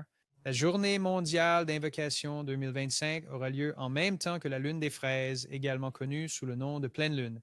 Le Festival du Sagittaire de Lucis Trust se tiendra aussi en son honneur le 4 décembre. Alors, je me demande s'il y aura quelque chose d'intéressant à surveiller le 4 décembre, car cela va vraiment vers la fin de l'année où je pense qu'il y a beaucoup de choses qui convergent vers ce point. En réflexion, durant ce festival, nous travaillons avec une énergie claire, inspirée par la volonté, sur un faisceau de lumière dirigé et focalisé. Beaucoup de discussions sur la lumière ici. Je veux dire, Lucifer signifie porteur de lumière, n'est-ce pas? Donc c'est tellement évident. Une lumière si impérieuse et univoque que le prochain objectif immédiat à atteindre par la famille humaine est pleinement révélé. Der objectif est une condition mondiale de relations justes, quelle que soit votre définition du mot juste, entre les hommes et entre les nations, de coopération et de partage entre tous les peuples, les races, les idéologies et la juste distribution des ressources mondiales qui appartiennent à l'ensemble de l'humanité. À mesure que les extrêmes de toutes sortes seront éliminés et que la modération et la raison deviendront des caractéristiques de l'humanité, le mot, je cite, uni, pourrait commencer à se rapprocher de son véritable sens au sein des salles d'assemblée des Nations unies. Donc ici, Lucis Trust et les Nations unies avancent en parfaite harmonie. Oui, et c'est le bien commun, c'est la doctrine catholique du bien commun qui parle, vous savez, de la juste distribution des ressources mondiales qui appartiennent à toute l'humanité. Exactement, exactement. Ce qui signifie vraiment, et non, il n'y a plus de nations prospères. Nous allons nous partager les choses comme bon nous semble. Encore une fois, c'est du domaine de la théocratie. C'est de ça que Peter Thiel parlait, une gouvernance mondiale autoritaire avec de vraies dents. Mais il mettait en garde contre cela, mais il ne mettait en garde que contre une seule version. Il disait la version religieuse de ce qui est en fait la réponse à tout, le chemin étroit que le monde doit absolument emprunter. Quoi qu'il en soit, la papauté et le Lucis Trust sont entièrement d'accord sur ce point de doctrine. Oui. Planification de la gouvernance mondiale en juin 2025, alignant les agendas pour un avenir unifié. Lucis Trust a déclaré l'importance pour les Nations unies de manifester la vision de l'humanité unique. C'est exactement ce qu'il est dit. Ils donneront toute la puissance et la force à la bête. Ils auront une seule pensée, tous les rois de la terre sous une seule bannière. C'est exactement ce que dit la Bible, et pourtant ici on nous le présente comme une bonne chose. L'ONU a de nombreuses réunions prévues pour le mois de juin en vue de cette mission. La réunion Bilderberg de 2025 qui se déroule actuellement et à laquelle Peter Thiel ainsi que de nombreuses autres personnalités prennent part est prévue pour se tenir au Grand Hôtel Stockholm entre le 12 et le 15 juin. La récente réunion de la Commission trilatérale en avril a abordé des sujets tels que la guerre en Ukraine et l'avenir de la sécurité européenne. Pourquoi cela apparaît-il dans un document du Lucis Trust? Vous savez, la guerre en Ukraine et l'ONU, l'imbrication entre le spirituel et le profane est, je pense, beaucoup plus intense que le grand public ne le comprend. Plus de spiritualité est insufflée dans ce qui semble être des choses profanes que les gens ne le réalisent. La révolution de l'intelligence artificielle et l'économie mondiale, le soft power à l'ère de Trump, la crypto-monnaie, la mise à jour de statuts, l'Amérique du Nord en difficulté, les neurotechnologies, et la bataille pour votre cerveau et la technologie dans le domaine militaire, tout ça, Palantir. Tout cela, c'est quoi la société d'Elon Musk? Neuralink? Neuralink? Oui, oui. Alors, je veux dire, tous ces techniciens, tous ces gars de la technologie sont contrôlés par l'Église catholique romaine et les voilà du côté de l'occulte dans un scénario d'utilisation similaire. Ils sont employés pour mettre en œuvre des améliorations technologiques dans le monde qui visent en quelque sorte à la servir et à nous mener vers ce monde unique. Donc, Jacob Nordgren, dans son article intitulé Bilderbergs over Stockholm, Externalization of the Money Masters, part 2, suggère qu'il est très probable que ces sujets seront abordés lors des réunions du groupe Bilderberg. D'autres réunions et sommets internationaux prévus pour l'année 2025, spécifiquement en juin 2025, et qui sont associés à la coopération mondiale ou à des agendas multilatéraux, incluent la 113e Conférence internationale du travail, ce qui est particulièrement intéressant, car nous avons déjà discuté des syndicats et du rôle essentiel qu'ils sont appelés à jouer dans l'établissement, je suppose, de la norme morale pour l'ensemble de la main-d'œuvre. Et causer certains des jours les plus sombres de notre histoire. La 8e plateforme mondiale pour la réduction des risques de catastrophes, la 37e réunion des présidents des organes de traité de l'ONU, le sommet du G7, dont Christine Lagarde a déjà parlé.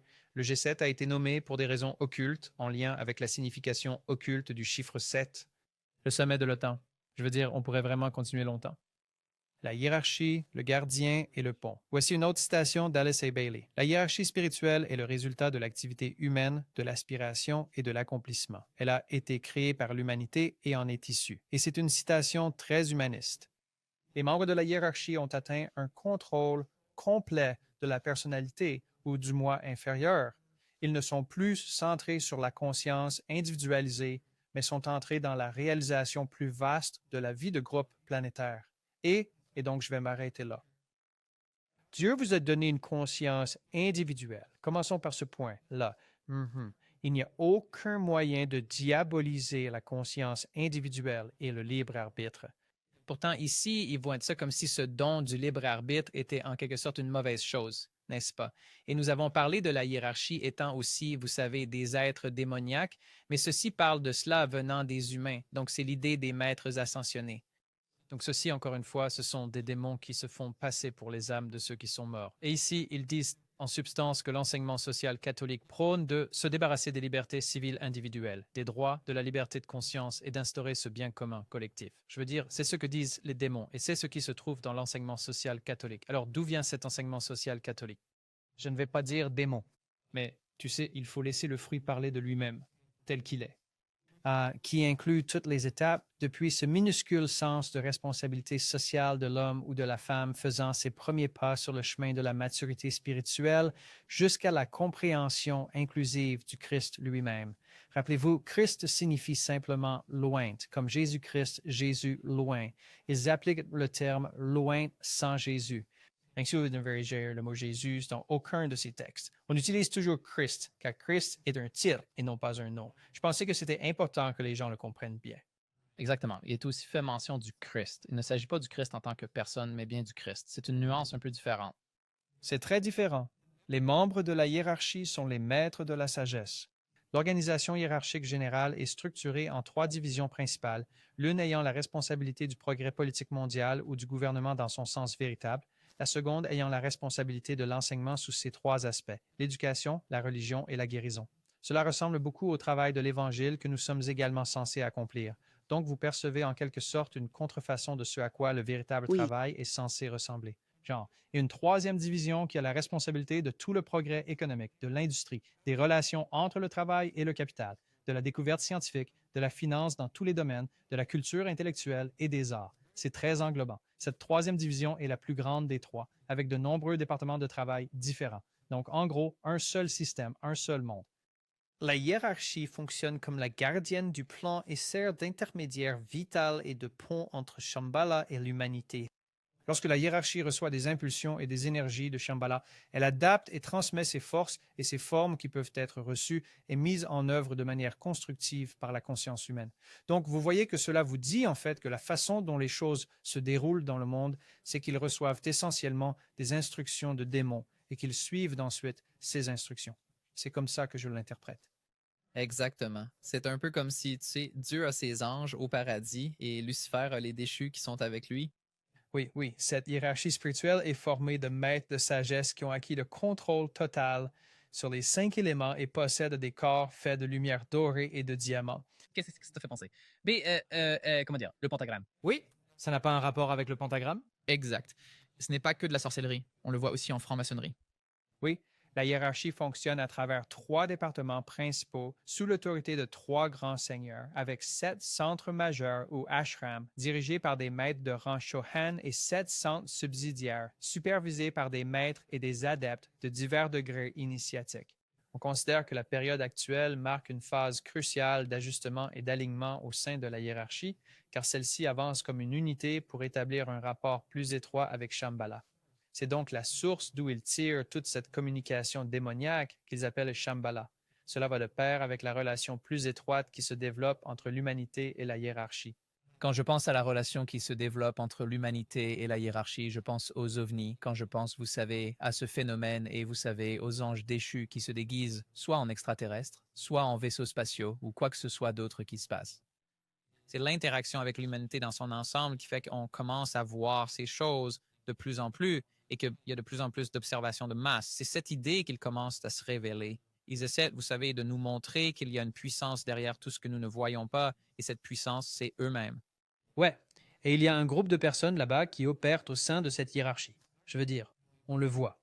Donc, il y a quelque part dans le monde 3 grands seigneurs, puis 7 centres majeurs, puis 7 centres secondaires. C'est une hiérarchie, une structure, tout comme le gouvernement de Dieu a une hiérarchie et une structure, et donc tout est une pâle copie en miroir. Il n'y a rien de spécial ou de secret. Je veux dire, il pourrait y avoir des secrets là-dedans, mais ce n'est pas quelque chose que vous voudriez savoir. Comme l'arbre de la connaissance du bien et du mal était rempli de savoirs maléfiques. Nous n'avions vraiment pas besoin de savoir quoi que ce soit de tout cela. Cela ne nous a apporté aucun bien. Tout ce que la connaissance de ces choses nous a apporté, c'est la mort, la destruction, la douleur et la souffrance. Et donc, il peut y avoir des secrets dans ces choses auxquelles ils font allusion, qui sont super attirantes pour les gens, mais en réalité, il n'y a rien là-dedans que la mort. Et donc, si vous voulez connaître des secrets, cherchez dans les Écritures un trésor caché. C'est là que se trouve le meilleur. Vendez tout ce que vous avez pour acheter le champ qui contient ce trésor, c'est-à-dire débarrassez-vous de tout ce qui, dans votre vie, vous empêche de comprendre la parole de Dieu d'une manière qui vous permette de l'appliquer pour devenir un fils et une fille de Dieu par la foi en Christ seul. C'est le seul vrai trésor qu'il y ait dans ce monde. Tout le reste n'a pratiquement aucune valeur. Très bien, passons maintenant à la section suivante intitulée L'humanité, la force exécutante. Il s'agit donc du rôle des êtres humains dans la concrétisation de ce plan divin. En tant qu'intermédiaire divin, l'humanité a un rôle absolument essentiel à jouer pour œuvrer en parfaite harmonie avec le plan divin, en contribuant à élever les petites vies qui incarnent les règnes inférieurs de la nature. Et de même que les grandes âmes illuminées qui constituent la hiérarchie spirituelle de la planète ont traversé et transcendé l'expérience humaine, les petites vies progressent vers le stade humain de développement. La philosophie spirituelle affirme que la note clé du Seigneur du monde. Quel titre intéressant! Quel titre intéressant, Le Seigneur du monde. On vient de voir ça dans l'épisode précédent, dans l'interview de Thiel sur ses livres, Le Seigneur du monde. Et il est dit, le prince de ce monde, n'est-ce pas? Donc, on voit bien que tout est attaché à ce monde. Quand je reconnais Dieu, je l'appelle le Seigneur Dieu des cieux. C'est son territoire et la terre est son marchepied. Alors, bien qu'il soit le Seigneur du monde, son titre est le Dieu des cieux. Et c'est même ainsi que les Israélites le distinguaient des dieux païens de leur époque. Mais l'attention est toujours portée sur ce monde pour y créer un véritable paradis terrestre. Vous savez, le rôle de l'humanité pour amener la perfection ici. Mais Dieu dit qu'il va engloutir cette terre par un déluge de feu la prochaine fois, et il y aura un nouveau ciel et une nouvelle terre, et tout sera renouvelé. Donc, tout ce qui a trait au Seigneur de ce monde, sans le titre additionnel du Dieu du ciel, vous ne voulez rien avoir à faire avec le Seigneur de ce monde. Notre logos planétaire est l'humanité, car elle est la base, le but de la structure intérieure essentielle de tout être. L'humanité elle-même est la clé de tous les processus évolutifs et de toute compréhension juste du plan divin, exprimant dans le temps et l'espace le dessein divin. Vous savez, c'est tellement verbeux, inutile, vous savez, un salmigondis de mots. Cela me frustre énormément parce que c'est censé placer les gens dans une situation où ils ont l'impression qu'ils ne le connaissent pas vraiment et ne le comprennent pas, alors ils se contentent d'être d'accord parce que ça sonne comme ça. Tellement complexes et érudits qu'ils ont tendance à s'y conformer, de peur de se dire « Eh bien, je ne le comprends pas vraiment, mais ça doit être vrai et je vais juste faire avec. » Mais c'est intentionnellement verbeux pour tenter de semer la confusion et de paraître intelligent. Sous la surface, c'est surtout rabaisser tout le monde et nous traiter tous de petites vies. Nous ne sommes certainement pas des maîtres d'ascensionner sous ces angles, n'est-ce pas? Non. L'humanité, en tant que disciple mondial, incarne le troisième centre planétaire, dont la mission est d'élaborer et de concrétiser le plan envisagé par la hiérarchie, et ce, sans aucune contrainte, en toute liberté. L'évolution de la conscience humaine a désormais atteint un niveau de développement intellectuel suffisant, ce qui permet d'établir un rapport plus étroit et plus profond entre l'humanité et la hiérarchie. Ce développement est crucial pour la mise en œuvre réussie du plan spirituel, car il exige une participation et une coopération humaine consciente. Et je pense que nous allons aborder cela dans de futurs épisodes quand vous commencerez à explorer Daniel 8 et que nous aborderons la marque de la bête et le sceau de Dieu. Il y aura en quelque sorte une manifestation extérieure de culte qui va émerger et nous allons aborder l'Eucharistie ainsi que d'autres éléments qui pourraient en faire partie. Mais nous voyons que l'humanité, dans ce monde spirituellement unifié, aura des expressions extérieures de participation et de coopération pour s'assurer que vous êtes en accord avec le plan du groupe. Lucis Trust affirme que de grands progrès ont été faits, je cite, dans la capacité de l'humanité à être à la hauteur de ses responsabilités divines, ce qu'Alice Bailey a écrit au siècle dernier. Citation, le contrôle et le développement créatif des trois règnes inférieurs de la nature est lentement retiré des mains de l'évolution des Devas, jusqu'ici responsables, et placé sous la supervision de l'humanité. Fin de citation. C'est une déclaration vraiment éclairante. Il suffit de réfléchir à la prolifération des mouvements dédiés au bien-être du règne animal, à l'augmentation exponentielle de la domestication des animaux dans les foyers du monde entier, aux organismes de recherche, aux sociétés d'horticulture et autres entités qui se consacrent au règne végétal, et à la manière dont les minéraux sont extraits de la terre pour être mis en pleine lumière. pour produire de l'électricité pour l'éclairage, le chauffage et pour une multitude d'autres usages tels que la fabrication et la création d'infrastructures complexes et de systèmes de transport dans les villages, les villes et les cités à travers le monde afin d'améliorer les conditions de vie humaines.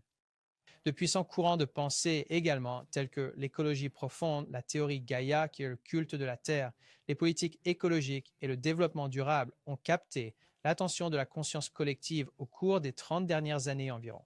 Toutes ces initiatives et ces évolutions de la conscience indiquent la croissance, l'attention, la prise de conscience et la responsabilité de l'humanité envers ces petites vies. Je veux dire, c'est vraiment un peu insultant quand on le lit, comme s'ils se voyaient tellement au-dessus de tout le monde que c'est leur travail de s'occuper de nous tous, petits bébés, ici. Eh bien, pendant que vous lisiez cela, je me disais, ce n'est pas étonnant qu'ils soient installés en face de l'ONU. Les initiatives sur le changement climatique, Laudato Si, de la papauté, tout cela relève de l'écologie profonde, de la théorie de Gaïa et des politiques vertes. Donc, cela vient directement de Lucis Trust. C'est basé sur le luciférianisme parce que ça retire la responsabilité du péché qui est le vrai résultat de la dégradation du monde, n'est-ce pas? Et maintenant, ils disent, oui, c'est toujours un problème humain, mais ce n'est pas le problème du péché, c'est votre carbone. C'est un excès de carbone. Ce n'est pas le péché, c'est le carbone. Et cela, pour moi, me dérange vraiment parce que c'est une insulte totale à la véritable condition de notre monde. Et quand cela ne pointe pas vers le péché dans notre relation avec lui et notre capacité à nous en détourner, alors, essentiellement, tout cela vient de Satan. Car tout ce qui ne vous amène pas à reconnaître le standard que le Christ nous a montré et à dire « Mon Dieu, je ne peux pas le respecter par mes propres forces, mais le Christ à travers moi, peut-être que je peux être plus comme toi, parce que tu as promis de me préparer pour un royaume céleste où aucun péché n'existera. » N'est-ce pas? Donc, il n'y a pas d'écologie profonde, de théorie Gaïa, ni de politique verte au ciel. Alors, si votre vision du monde est centrée sur ces choses et que vous vous dites chrétien biblique, ces deux choses ne sont pas en harmonie l'une avec l'autre, car vous ne devriez pas vous inquiéter de conduire un véhicule électrique, vous devriez plutôt vous soucier de votre relation avec Dieu et du problème du péché. Oui, et c'est au cœur de cela, la loi de Dieu. Alors, le titre de la prochaine section est le conclave du centenaire 2025, contexte historique et signification. Et nous allons passer directement pour tenter de vous donner un peu de contexte historique à ce sujet, sans être trop répétitif. Certains affirment que l'analyse historique révèle que les effets de ces conférences spirituelles se manifestent progressivement, mais visent à transformer fondamentalement la civilisation humaine. Alors, qu'est-ce que ça veut dire? Et c'est un peu comme ce que la Bible dit avec les douleurs de l'enfantement, c'est que bien que le début de la phase finale ait commencé, ce ne sera peut-être pas juste comme un interrupteur. On peut voir que c'est une intensité graduelle, même si Satan sait que son temps est court, mais c'est presque comme le syndrome de la grenouille bouillie. On ne veut pas faire monter la température trop vite, trop rapidement, car les gens doivent être progressivement préparés à accepter la marque de la bête plutôt que le sceau de Dieu. Et cela ne peut pas arriver rapidement, sinon Satan l'aurait déjà fait. Il faut faire comprendre aux gens ce que nous sommes en train de voir, cette ampleur totale, cet assaut complet de Satan, fondamentalement, pour préparer le monde à le recevoir plutôt que le Christ. Il suggère que l'influence du conclave de 1425 a commencé à apparaître, regardez ça, 150 ans plus tard. Ouais, ce n'est pas une pensée humaine derrière ça. C'est impossible. En fait, les gens ne vivent pas assez longtemps pour voir le plan se dérouler. Et nos vies étaient bien plus courtes à l'époque aussi. Oui, se manifestant par une alphabétisation accrue grâce à l'imprimerie. On dit donc que l'imprimerie était une bonne chose, mais nous voyons qu'elle a été utilisée pour diffuser la Bible comme jamais auparavant, ce que, j'en suis sûr, Satan a détesté. Une intelligence humaine améliorée et une plus grande dispersion culturelle grâce au mouvement de population. Les conclaves ultérieurs auraient produit des résultats tout aussi transformateurs. Le rassemblement de 1725, car rappelez-vous, 425, 100 ans plus tard, a stimulé la culture et le développement scientifique de l'ère victorienne. Alors, quelle est l'influence de ces réunions qui se déroulent depuis tout ce temps, qu'ils disent avoir donné naissance à des mouvements culturels entiers? Ils disent que ces réunions ont une énorme implication sur l'avenir par ce genre de déclaration. Ouais, c'est la version satanique des réunions de Bilderberg. Ainsi, cela a donné naissance à l'ère victorienne. La réunion de 1725 a engendré l'ère victorienne, tandis que le conclave de 1825 a favorisé l'émergence des idéologies politiques et religieuses parallèlement à la révolution industrielle. Les ésotéristes se réfèrent à ces modèles historiques afin de démontrer que les énergies spirituelles libérées lors des conclaves centennaux agissent selon leur propre calendrier, mais produisent des changements réels et fondamentaux dans la conscience humaine et la civilisation. Donc, tout ce qui se passe actuellement, on peut s'attendre à ce que cela ait des implications très réelles au cours des prochaines années. Évidemment, nous espérons que Jésus revienne le plus tôt possible, mais eux se préparent, disons, à ce que beaucoup plus de temps fasse encore partie de l'histoire de l'humanité, là où je pense que vous et moi dirions peut-être pas autant. Eh bien, je pense que nous pouvons dire qu'il prépare les dernières étapes. Oui, alors, la portée unique de 2025. Le conclave de 2025 est considéré comme particulièrement capital en raison de plusieurs facteurs convergents. Premièrement, il coïncide avec un nouvel âge régi par les énergies aquariennes. Alors, c'est en quelque sorte ce qui a coïncidé avec la 47e investiture de Trump et le cœur de l'apothéose de Washington, tout cela entrant dans une sorte de vieillesse et transitionnant vers une nouvelle ère, celle que l'on considère comme l'âge d'or. C'est l'ère du Verseau, le signe du porteur d'eau, qui encourage la bienveillance et la fraternité entre tous. L'état de conscience de l'ère du Verseau, en tant que force omniprésente chez de nombreuses personnes aujourd'hui, ne peut manquer de stimuler un changement profond dans la conscience de la race humaine dans son ensemble. Dans la mesure où les serviteurs du monde au sein du règne humain peuvent maintenir leur posture au sein du courant d'énergie aquarienne, recevant, donnant et vivant pleinement la puissance et l'amour qui leur sont accessibles, ils serviront ainsi à irradier et à transformer l'intégralité de l'environnement humain. Au centre de toute l'expérience vécue par le disciple, sous l'influence du Verseau, réside la beauté de la vie en groupe, du bien commun du groupe et du service collectif, là où Jésus est mort pour toi individuellement, et pour Andrew individuellement, et pour Kenneth individuellement, et pour Matt individuellement. Nous ne sommes pas sauvés en tant que groupe. Nous ne sommes pas sauvés en tant qu'Église, ni en tant que dénomination. Nous sommes sauvés en tant qu'individus. Il s'agit de leur envoyer votre amour. Renoncez à votre individualité pour vous assimiler à un groupe qui est contre Dieu. Alors maintenant, nous commençons à prendre une réelle ampleur. En fait, nous avançons vraiment.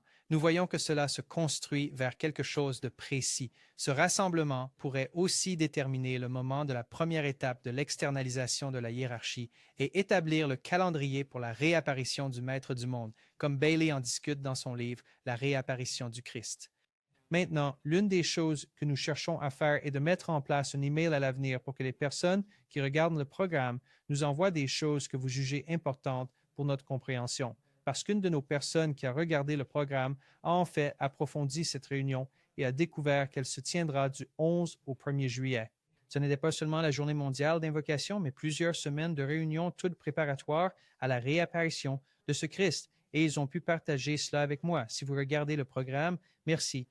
La personne qui l'a envoyé, à l'avenir, nous partagerons comment les gens peuvent commencer à nous envoyer des choses, car nous devons vraiment faire cela en groupe, le faire ensemble, participer à ce travail ensemble, parce qu'on ne peut pas tout saisir. Et c'était très utile parce que nous voyons qu'ils sont en train de fixer les délais pour la réapparition de quelqu'un qui vient sur Terre, et ça va prendre le monde d'assaut. Il est dit que ça arrive comme un tourbillon. La période qui précède l'année 2025 a été désignée comme l'étape du précurseur, un cycle préparatoire exigeant dans ses méthodes et destiné à être profondément révélateur dans ses techniques et ses résultats, comme nous l'avons déjà abordé. Et durant cette phase, les chulans, les maîtres, les initiés, les disciples mondiaux, ainsi que les aspirants affiliés à la hiérarchie, ont tous traversé des cycles d'intenses activités. Ils sont donc tous en pleine préparation.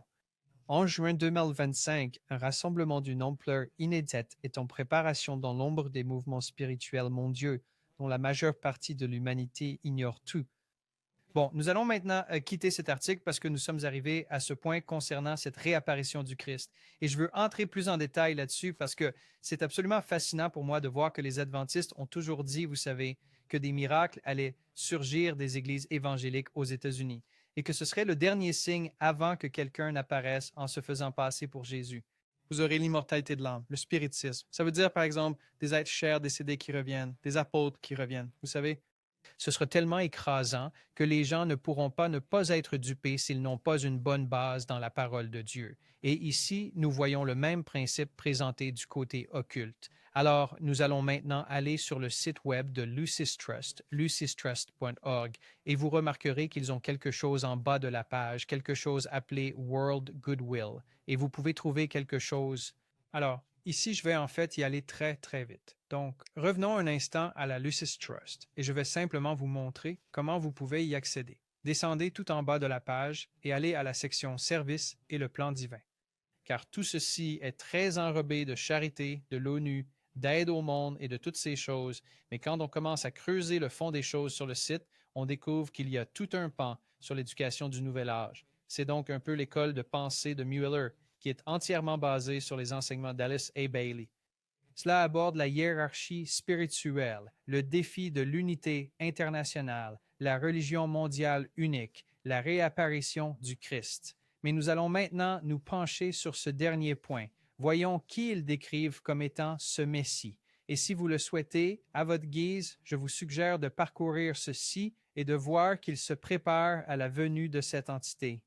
Et à présent, nous allons nous pencher sur cette entité. Mais ce que j'ai trouvé étrange, c'est que pendant des années, je suis venu sur ce site, j'ai fouillé dans ce matériel et je n'ai jamais rencontré le moindre problème pour accéder à quoi que ce soit. Or maintenant, tout récemment, quand vous allez sur celui qui vient et que vous cliquez sur « Plus », vous constatez que cette page a été supprimée. Et cela se manifeste de plus en plus à mesure que nous approchons du moment où ces choses vont se révéler. Ils retirent activement des informations d'Internet. Nous avons évoqué le fait qu'ils ont modifié le profil Wikipédia de Bernard Stempel afin de montrer qu'il n'était pas un prêtre jésuite, car cela prouverait que les jésuites ont rédigé Mein Kampf et qu'ils étaient la véritable puissance derrière Hitler. Oui, bien, ils commencent à retirer des informations ici et là, et ils veulent en quelque sorte supprimer des informations, il semblerait, concernant la compréhension de qui est celui qui vient. Alors, je veux aider les gens, et si vous avez des sites web comme celui-ci dont vous pensez que des informations ont été supprimées, nous allons maintenant vous montrer comment récupérer rapidement une partie de ces données. Et cela commence en allant sur un site appelé la Wayback Machine. Ce que vous ferez, c'est prendre l'URL, dans ce cas, lucistrust.org, la déposer dans cette boîte de recherche et vous appuierez sur Entrée. Et vous y trouverez un historique complet de captures d'écran de ces sites web. Imaginez-les comme des instantanés dans le temps. Donc, si des changements ont été faits et qu'ils l'ont été en 2025, nous pourrions revenir aux versions antérieures et voir ce qu'il y avait sur ce site web à ce moment-là. Je vais maintenant vous montrer comment cela fonctionne. Nous allons choisir une date. Disons par exemple le 15 juin 2023. Je vais prendre cette capture d'écran ou cet instantané du site de Lucis Trust. Cela vous redirige alors, dans ce cas précis, vers la page web de Lucis Trust, exactement comme si vous naviguiez dessus en juin 2023. Vous allez au même endroit, World Goodwill, service dans le plan divin, et ensuite vous pourrez faire défiler tout en bas pour aller à The Coming One, et vous remarquerez maintenant que c'est là. Et donc maintenant, nous pouvons lire ce qui manque. Cela fonctionne dans beaucoup de cas différents pour essayer de trouver des choses qui ont été effacées d'Internet. Alors, ici, au sein du projet The Truth Project, nous nous consacrons entièrement à l'éducation. Nous cherchons à vous fournir les outils nécessaires pour être de puissants témoins du royaume de Dieu, et c'est ainsi que nous pourrons revenir en arrière et déterrer des choses qu'ils tentent de dissimuler. Nous allons donc lire ceci comme la dernière partie de l'épisode d'aujourd'hui, car nous voulons que les gens comprennent le récit autour de ce venant et qu'ils puissent le comparer et le contraster avec, disons, la véritable venue de Jésus. On aura la version de quelqu'un qui se présente comme Jésus la première fois. La deuxième fois, c'est plutôt comme un « tout œil le verra dans le ciel ». Une situation où ses pieds ne touchent jamais le sol. Et Ray nous souvenons que de l'apparition du véritable Christ, de Jésus-Christ en personne. Il viendra et chaque œil le verra. Et nous savons donc que le faux viendra et il apparaîtra en différents endroits et ce sera, vous savez, sur la terre. Vous allez le voir marcher, accomplir des miracles et faire des choses. Donc, quand le Christ reviendra, la Bible le décrit dans les airs et nous irons à sa rencontre dans les airs et tous les morts ressusciteront à ce moment-là. Donc, une venue très différente et bien distincte de ce dont ils vont parler ici. Et si vous ne voyez pas une foule de gens ressuscités s'élever dans les airs et que les gens disent « Je pensais que l'enlèvement n'était pas une réalité », non, c'est vraiment très différent. Ce n'est pas un enlèvement pré-tribulation, ce qui signifie que vous êtes emportés avant que toutes les mauvaises choses n'arrivent. Cela signifie qu'une fois que le Christ viendra après que les fléaux se soient déroulés et qu'il aura essentiellement empêché les méchants de tuer les justes, alors vous vivrez cette expérience où vous savez, à moins que tous les fléaux ne soient apparus, que les morts ne ressuscitent et ne rencontrent Dieu dans les airs et que tout le monde ne le voit, ce n'est pas la vraie chose. Même si les morts reviennent et qu'ils se mettent à marcher, si tous les autres éléments ne se sont pas produits, ce ne peut pas être la vraie chose. Et nous savons que les pieds de Jésus ne touchent pas le sol lors de son retour. Bien qu'après le millénium de 1000 ans, ses pieds touchent à nouveau le sol ici sur la nouvelle terre, n'est-ce pas? Alors nous devons connaître les détails suffisamment bien pour pouvoir dire « Hey, peu importe le bien qu'il fait autour de lui, qu'il guérisse les gens ou qu'il ressuscite les morts, ce n'est pas à ça que ressemble le retour de Jésus. » Ce n'est pas ce que dit la Bible, et la parole ne peut pas changer, sinon Satan l'aurait changé il y a bien longtemps. Amen. Alors, penchons-nous sur ce dernier venu et voyons ce que nous pouvons en discerner, afin de vraiment assembler les pièces du puzzle. Il est dit, à travers les âges, au cours de nombreux cycles mondiaux, et dans de nombreux pays, et aujourd'hui dans tous, de grands points de tension sont apparus, caractérisés par un sentiment d'attente plein d'espoir. quelqu'un est attendu et sa venue est vivement anticipée.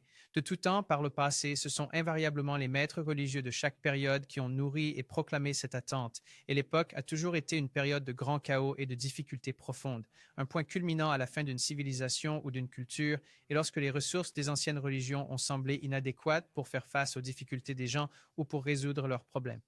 La venue de l'Avatar, ce n'est pas un mot que l'on trouve, que l'on rencontre, à aucun moment dans les Écritures saintes. Non, c'est un film de James Cameron. C'est un point intéressant, n'est-ce pas? Donc, l'intégrer, vous parlez de l'intégrer à la culture hollywoodienne. Ici, l'Avatar serait en quelque sorte un pseudonyme pour Satan. Oui, eh bien, vous savez, ça fait aussi référence à d'anciennes religions qui les ont jugées inadéquates. C'est à cause d'une déficience doctrinale, non pas à cause de la Bible ou de la vérité, mais à cause de s'en être détourné. Un éloignement vient en premier. Bien. Alors, la venue de l'Avatar et l'avènement d'un venu sont les points clés de l'attente générale. Quand les temps sont mûrs, l'invocation des masses est assez stridente et la foi de ceux qui savent est assez vive. Alors, il est toujours venu et aujourd'hui ne fera pas exception à cette règle ancienne ou à cette loi universelle. C'est comme invoquer un démon. C'est comme cette idée que vous invoquez ce Christ à venir qui est le faux, par les masses d'une manière suffisamment stridente pour que cela provoque son apparition. C'est un peu comme, vous savez, nous sommes protégés de ce côté-là. Vous savez, nous sommes protégés des anges déchus. Mais si nous les cherchons et les appelons, ils apparaîtront parce que nous avons pris les décisions. Donc cela nous pousse tous à invoquer Lucifer pour qu'il vienne. Oui, et en fait, quand on regarde les films Disney, des choses comme La Reine des Neiges, ça apprend aux petits-enfants à devenir des sorcières. Il y a des incantations. On se tient dans des cercles de sorcières et on ne le voit pas vraiment à moins de mettre sur pause et de vraiment regarder ce qui se passe. Mais même intégré au tissu de beaucoup de choses de Disney, on trouve la sorcellerie et l'incantation et l'enseignement aux enfants de franchir ce seuil spirituel, ce que, vous savez, Dieu ne veut absolument pas que nous touchions du tout. Il faut se débarrasser des films Disney. Amen. Depuis des décennies, l'apparition du Christ, l'Avatar, est attendue par les fidèles des deux hémisphères, non seulement par les chrétiens, mais aussi par ceux qui recherchent Maitreya. Quiconque a visionné les documents de Walter Veith connaît Maitreya. Et pour le Bodhisattva, ainsi que pour ceux qui attendent l'imam Mahdi. Donc vous voyez une sorte de convergence. Elle essaie de faire croire que toutes ces choses décrivent la même réalité alors qu'en fait ce n'est absolument pas le cas. Il y a une véritable seconde venue et une fausse seconde venue. C'est précisément pour cela que nous essayons de tirer la sonnette d'alarme ici, car les gens ne réalisent pas ce qui est sur le point d'arriver. Il vaudrait mieux que tu te mettes en règle avec Dieu, car ce faux second avènement sera une illusion tellement accablante que si les gens ne sont pas en accord avec la parole de Dieu, ils finiront par croire au mensonge.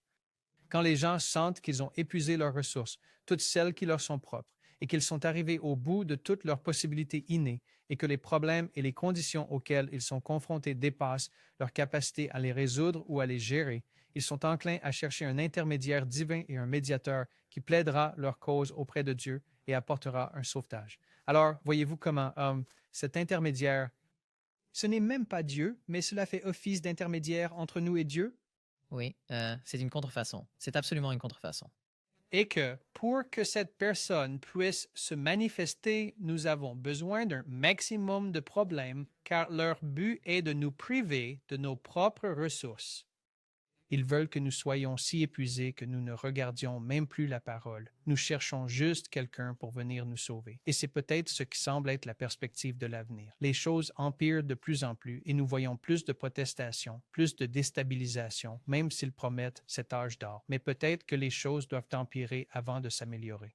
Exact. Et ça rime aussi avec l'idée de Thiel, d'oublier la vision athée, c'est qu'il faut revenir à Dieu. Et ça, c'est un peu de l'autre côté. Lucius Trust et le truc New Age et tout ça dit la même chose. C'est ça. Et si les gens peuvent retenir quelque chose de tout ça, c'est que tout est pareil. Vous ne regardez pas 50 visions du monde différentes. Vous en regardez 2, il n'y en a que 2. La voix de Dieu ou celle du diable. Donc ici, on voit bien, il parle de cet intermédiaire. Il cherche un sauveur. Cette doctrine des médiateurs ou des messies, des Christ, des avatars se retrouve comme un fil d'or à travers toutes les foi et les écritures du monde. Et en reliant ces écritures mondiales à une source centrale d'émanation, on les trouve en riche abondance partout. Tenter de comparer la parole de Dieu à quoi que ce soit d'autre est une comparaison ridicule, absolument ridicule. C'est comme comparer des pommes à un train de marchandises. Vous voyez ce que je veux dire? C'est tellement incompatible avec tous les autres textes mondiaux que la Bible est vraiment unique.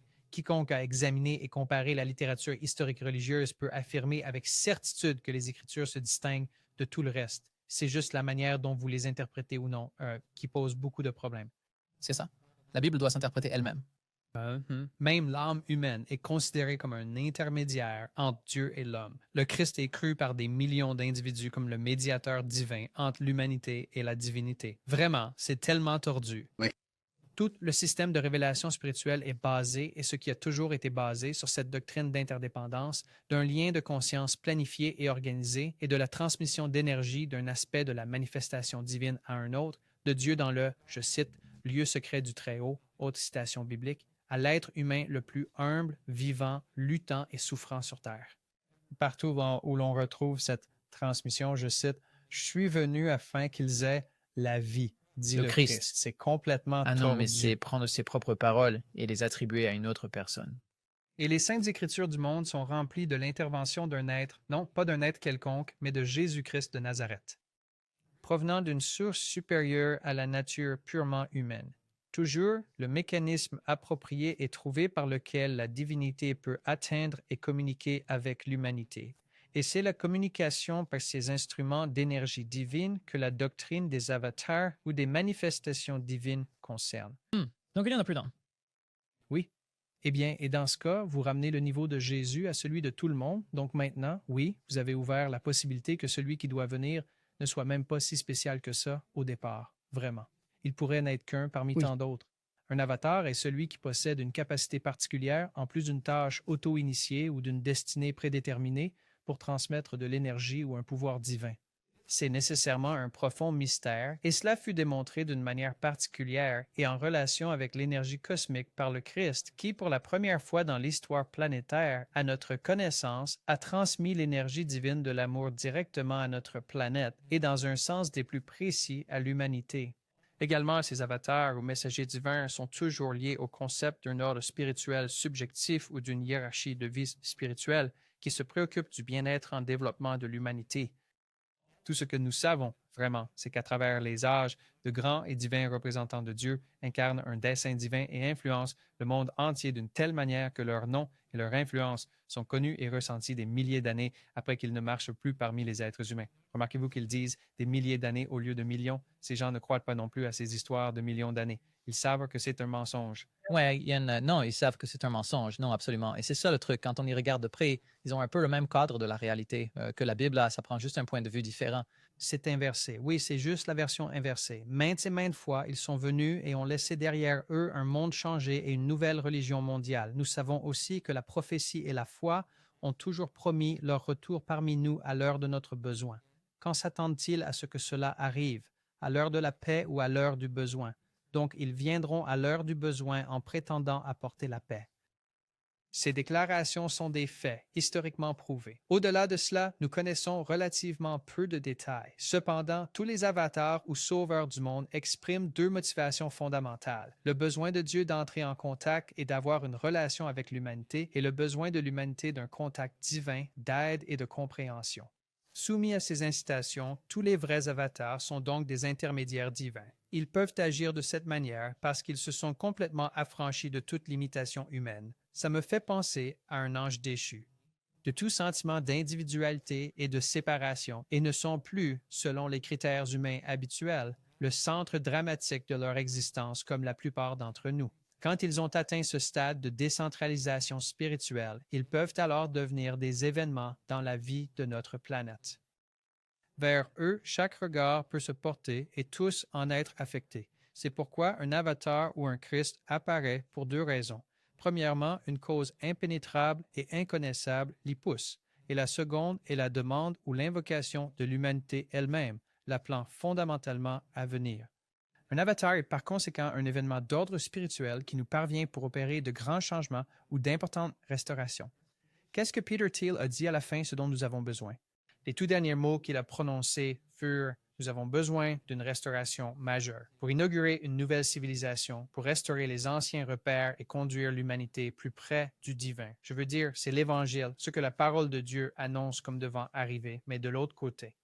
Bon, alors, quels sont les anciens repères, les peuples de la Lémurie en Atlantide? Je veux dire, c'est l'époque Atlante. Oui, je veux dire, c'est bien à ça que tout cela fait référence. Oui, Et il est dit que tout cela sera révélé et mis en avant sous des atours chrétiens, semble-t-il. Ils ont été définis comme des hommes extraordinaires qui, de temps en temps, semblent changer la face du monde et inaugurer une nouvelle ère dans les destinées de l'humanité. Ils arrivent dans temps de crise. Ils, fréquemment, regardez ceci, provoquent des crises afin de mettre un terme à ce qui est ancien et indésirable et de faire place à des formes nouvelles et plus appropriées pour la vie évolutive de Dieu, éminente dans la nature. Regardez ça, il est littéralement dit qu'il crée de nouvelles crises. Ils le brûlent exprès pour le reconstruire comme ils veulent. Alors, quand on couvre les manifestations et l'esprit de ce qui se passe, et en Californie et tout ça, sachez juste que tout ça est prémédité. C'est pourquoi les loges et les temples francs-maçons ont Ordo Ab Chao inscrit partout. Vous ne me croyez pas? Allez juste voir le vitrail. Cherchez sur Google Washington Freemason Lodge, Washington DC Freemason Lodge ou Temple, et vous verrez le vitrail Ordo Ab Chao à l'intérieur qui montre que c'est leur devise, l'ordre issu du chaos. C'est de cette manière qu'ils provoquent le changement, l'évolution entre l'ancien et le nouveau, et je pense que nous sommes en plein dans ce processus en ce moment même. Je pense que 2025 a initié le déclenchement de cette transition finale pour l'humanité. Je pense que, vous savez, ce qui se passe aussi ces dernières décennies et qui a certainement probablement un peu augmenté ces dernières années, c'est une fascination pour les structures mégalithiques sur Terre. Et vous savez, dans ce genre d'histoire, Graham Hancock a beaucoup fait avec sa carrière en parlant de ce genre de choses. Ouais. Et l'idée qu'il existe un passé récent que, vous savez, nous ne connaissons pas vraiment ou ne comprenons pas, alors ce n'est pas dans nos livres d'histoire, mais l'homme semble avoir été plus, vous savez, plus avancé que nous ne le pensions, n'est-ce pas? Et nous savons, d'après le récit biblique, que ce qu'ils ont dit, vous savez, les temps atlantes ou prédiluviens était absolument le cas. Et donc, cette idée de repères anciens et de revenir à ceci et cela, vous savez, quand la volonté divine a vraiment émané à cette époque et a fait quelque chose, ce sont toutes des époques d'avant le déluge. Je pense que le monde se prépare à apprendre certaines choses sur l'humanité pour nous ramener à cette époque. Et ils sont en train de découvrir énormément de trucs en Égypte. Et il y a comme de nouvelles cités entières. Et ils parlent même d'arches. Genre, ouais, je pense vraiment que tu as mis le doigt en plein dessus avec ça, mon pote. Je pense que tu as absolument raison. C'est une sorte d'agitation croissante. Tout se prépare pour cette grande révélation spirituelle à venir. Concluons pour aujourd'hui en nous penchant sur le prochain. Tel était le Christ. Il fut 2 fois un avatar, car non seulement il a donné le ton du nouvel âge il y a plus de 2000 ans intéressant ici, mais il a aussi, d'une manière mystérieuse et incompréhensible, incarné en lui-même le principe divin de l'amour. Il fut le premier à révéler à l'humanité la vraie nature de Dieu. C'est une offense. C'est tout simplement ça. Je veux dire, c'est comme parler de Jésus, mais l'attribuer à Satan. Oui, ça, c'est tellement enveloppé de ce langage chrétien que ça vous ferait croire que peut-être tout ça, c'est la même chose. Vous savez que nous sommes tous du même côté. Oui, et regardez ça. Le cri invocateur de l'humanité, le deuxième des incitations produisant une émergence divine, est puissant par son effet, parce que les âmes des hommes et des femmes, particulièrement lorsqu'elles agissent de concert, ont en elles quelque chose qui est apparenté à la nature divine de l'avatar. Regardez ça. Nous sommes tous des dieux, tous les enfants d'un seul et même Père. Qui a bien pu prêcher ce mensonge en premier?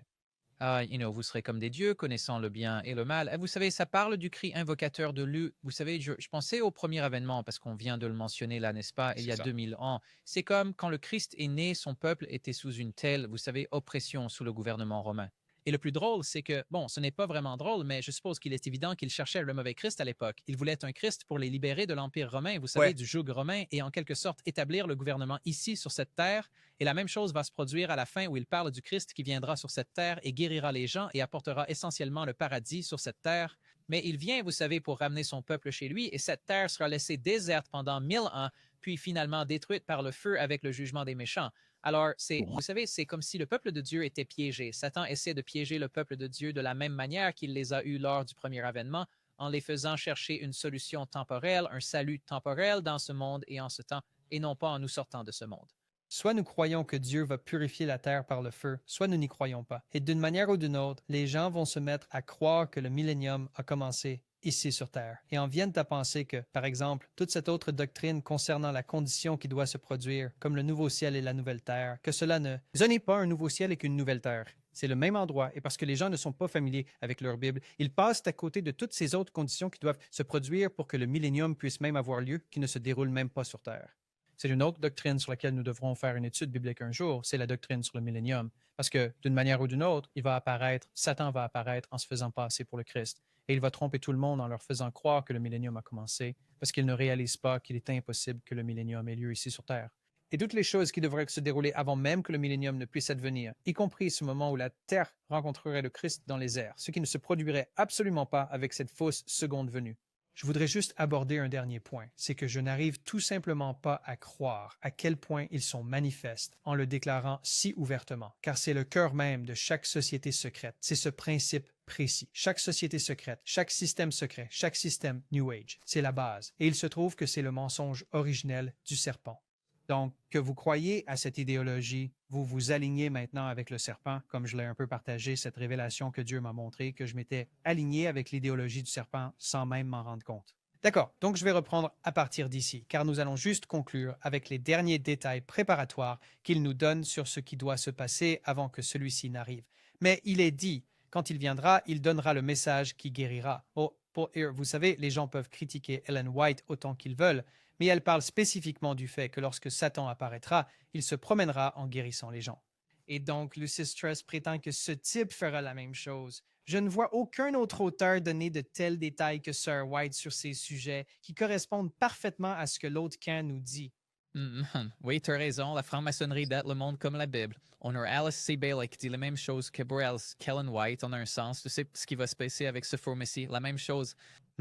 Et il va utiliser un message de guérison et les gens de l'adventisme ont un message de santé. Mais il va guérir d'une manière où il les aura rendus malades, puis il enlèvera la pestilence, peu importe, qu'il leur aura donnée et qui les aura rendus malades. Et ça ressemblera à un miracle. Donc il est dit, il apportera la guérison, ce qui indiquera la prochaine étape à franchir par la race humaine, ce qui éclairera un sombre problème mondial et donnera à l'humanité une expression d'un aspect de la divinité jusqu'alors irréalisé. Maintenant, je vais descendre un petit peu pour nous donner davantage d'informations.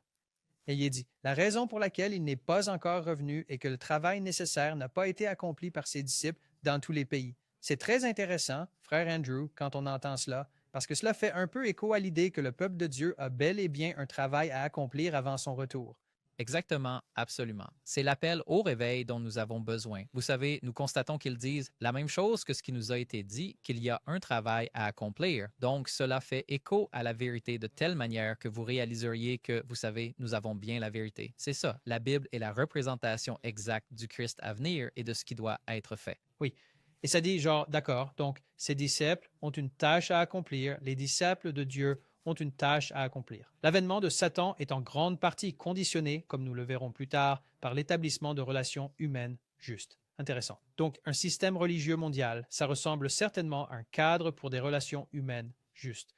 Ceci, l'Église l'a entravé au cours des siècles et n'a pas aidé à cause de son zèle fanatique à faire, je cite, des chrétiens de tous les peuples et non de véritables disciples du Christ. Donc, ils font preuve de dogmatisme, bien que lorsque nous verrons les miracles émanant des églises chrétiennes, cela rendra tout le monde chrétien. Ce sera une réalité chrétienne au final, n'est-ce pas? L'accent a été mis avant tout sur la doctrine théologique et non sur l'amour, ni sur la compréhension aimante, telle que le Christ l'a exemplifiée. C'est parce que j'en entends parfois. On l'entend très souvent, c'est comme si on disait c'est malade cette doctrine, parler seulement de l'amour de Jésus. Et c'est précisément la prophétesse de Lucifer, Alice Bailey, qui vous dit exactement la même chose. Oui, et cela devrait effrayer tous ceux qui partagent ce message, pensant d'une certaine manière aider l'Église en édulcorant la compréhension prophétique. Vous ne faites en réalité que le travail de Satan. Ils veulent utiliser les Églises et ils doivent le faire en se débarrassant de la doctrine. Cependant, nous conviendrons tous les deux que les gens peuvent être trop doctrinaux. Il ne s'agit pas d'avoir une relation purement doctrinale. Il s'agit d'avoir une relation salvatrice. Et quand on a une relation salvatrice, on prend la doctrine très au sérieux. Et puis, quand vous avez cette doctrine sérieuse, vous l'utilisez pour aller aider les autres. Et c'est ce que nous essayons de faire ici, c'est de rendre aussi clair que le jour que ces choses ne sont pas enveloppées de mystère. Ce qui arrive est très clair. Tous les objectifs et les moyens qui le sous-tendent sont très clairs et nous essayons de vous le rendre clair aussi pour que vous ne soyez pas ballottés à tout vent de doctrine. Il est dit, mais son heure est maintenant venue à cause du besoin des peuples dans chaque pays et à cause du cri invocateur des masses partout, ce que Sir White dit qu'ils vont prononcer, Christ vient, Christ vient. Vous vous souvenez? Dans ses écrits, elle en parle. Je veux dire, c'est comme si l'on disait littéralement la même chose de deux côtés différents. C'est vraiment incroyable pour moi. Le cri invocateur des masses est le conseil de ses disciples de toutes les confessions et de toutes les religions du monde. il ne nous est pas encore donné de connaître la date ou l'heure de la réapparition du Christ. Sa venue dépend de l'appel silencieux de tous ceux qui se tiennent avec une intention unifiée. Cela dépend aussi d'une meilleure instauration de justes relations humaines, d'un certain travail effectué en ce moment par les membres seniors du royaume de Dieu, l'Église invisible, la hiérarchie spirituelle de notre planète. Cela dépend également de la constance et de la fermeté des disciples du Christ en ce moment, partout dans le monde, et de ses collaborateurs initiés, tous ceux qui œuvrent au sein de nombreux groupes, qu'ils soient religieux, politiques ou économiques, dans toutes ces différentes sphères. À cela, il faut ajouter ce que les chrétiens aiment appeler, je cite, la volonté inscrutable de Dieu, le dessein méconnu du Seigneur du monde. Non, le Seigneur des cieux, l'ancien des jours, comme il est appelé dans l'Ancien Testament, celui qui connaît sa propre pensée, qui rayonne la plus haute qualité d'amour et qui concentre sa volonté en son propre lieu élevé, au sein du centre où la volonté de Dieu est pleinement connue. Je veux dire, ça ne fait que fusionner l'occultisme avec comme des pseudo-versets bibliques. Et je pense que ce que nous voyons ici encore et encore, c'est qu'il se prépare à l'arrivée de quelqu'un. Peter Thiel se prépare à mettre en place des systèmes. On dirait qu'il a été mis là pour concevoir des menaces, comme l'IA et les systèmes de drones armés, afin de nous effrayer et de nous faire accepter un système mondial unique. Et je sais qu'il s'y opposait en quelque sorte, mais finalement, c'est ce qu'il disait. Je commence vraiment à comprendre ici peut-être que la plupart des menaces qui sont présentées et dont les gens parlent actuellement ne sont pas les menaces qu'elles paraissent être, mais sont plutôt de simples catalyseurs visant à amener les gens à s'assouplir face à un système mondial unique où il est promis que ces menaces ne se produiront pas. Oui, vous créez le problème puis vous apportez la solution. Et vous introduisez l'occultisme dans le courant dominant en le mélangeant tellement avec le christianisme que vous avez perdu de vue ce qu'est vraiment le christianisme et ça devient de l'humanisme. Mais ça a le même vernis et voilà, l'occultisme est devenu courant. Oui, et donc je pense en fin de compte que le point que nous avons, espérons-le, rendu très clair à ce stade est que le côté occulte tient la réunion la plus importante depuis 100 ans en ce moment même, où des démons interagissent avec des intermédiaires humains pour déterminer les dernières étapes finales du plan visant à révéler cette personne qui arrive et tout le flot d'émotions qui l'accompagne. Et j'espère que Matt, Andrew et Kenneth sont ici pour vous dire, dans le projet Vérité, de ne pas attendre pour vous préparer. C'est le moment. C'est le moment d'apprendre et de se préparer afin que nous soyons prêts, que nos cœurs soient prêts à recevoir le Seigneur et à ne pas être dupés par le système. Nous n'avons pas à nous laisser duper par cela. C'est cela amène à se replonger dans la parole de Dieu. C'est cela amène de réétudier votre Bible. Ça amène de découvrir ce que vous croyez, pourquoi vous le croyez et d'avoir un ainsi parle le Seigneur pour chacune de ces choses. Oui, et dans cette optique, effectivement, j'aimerais que les gens aillent sur votre site web, sanctuarydoorministry.com, car ils devraient télécharger vos présentations.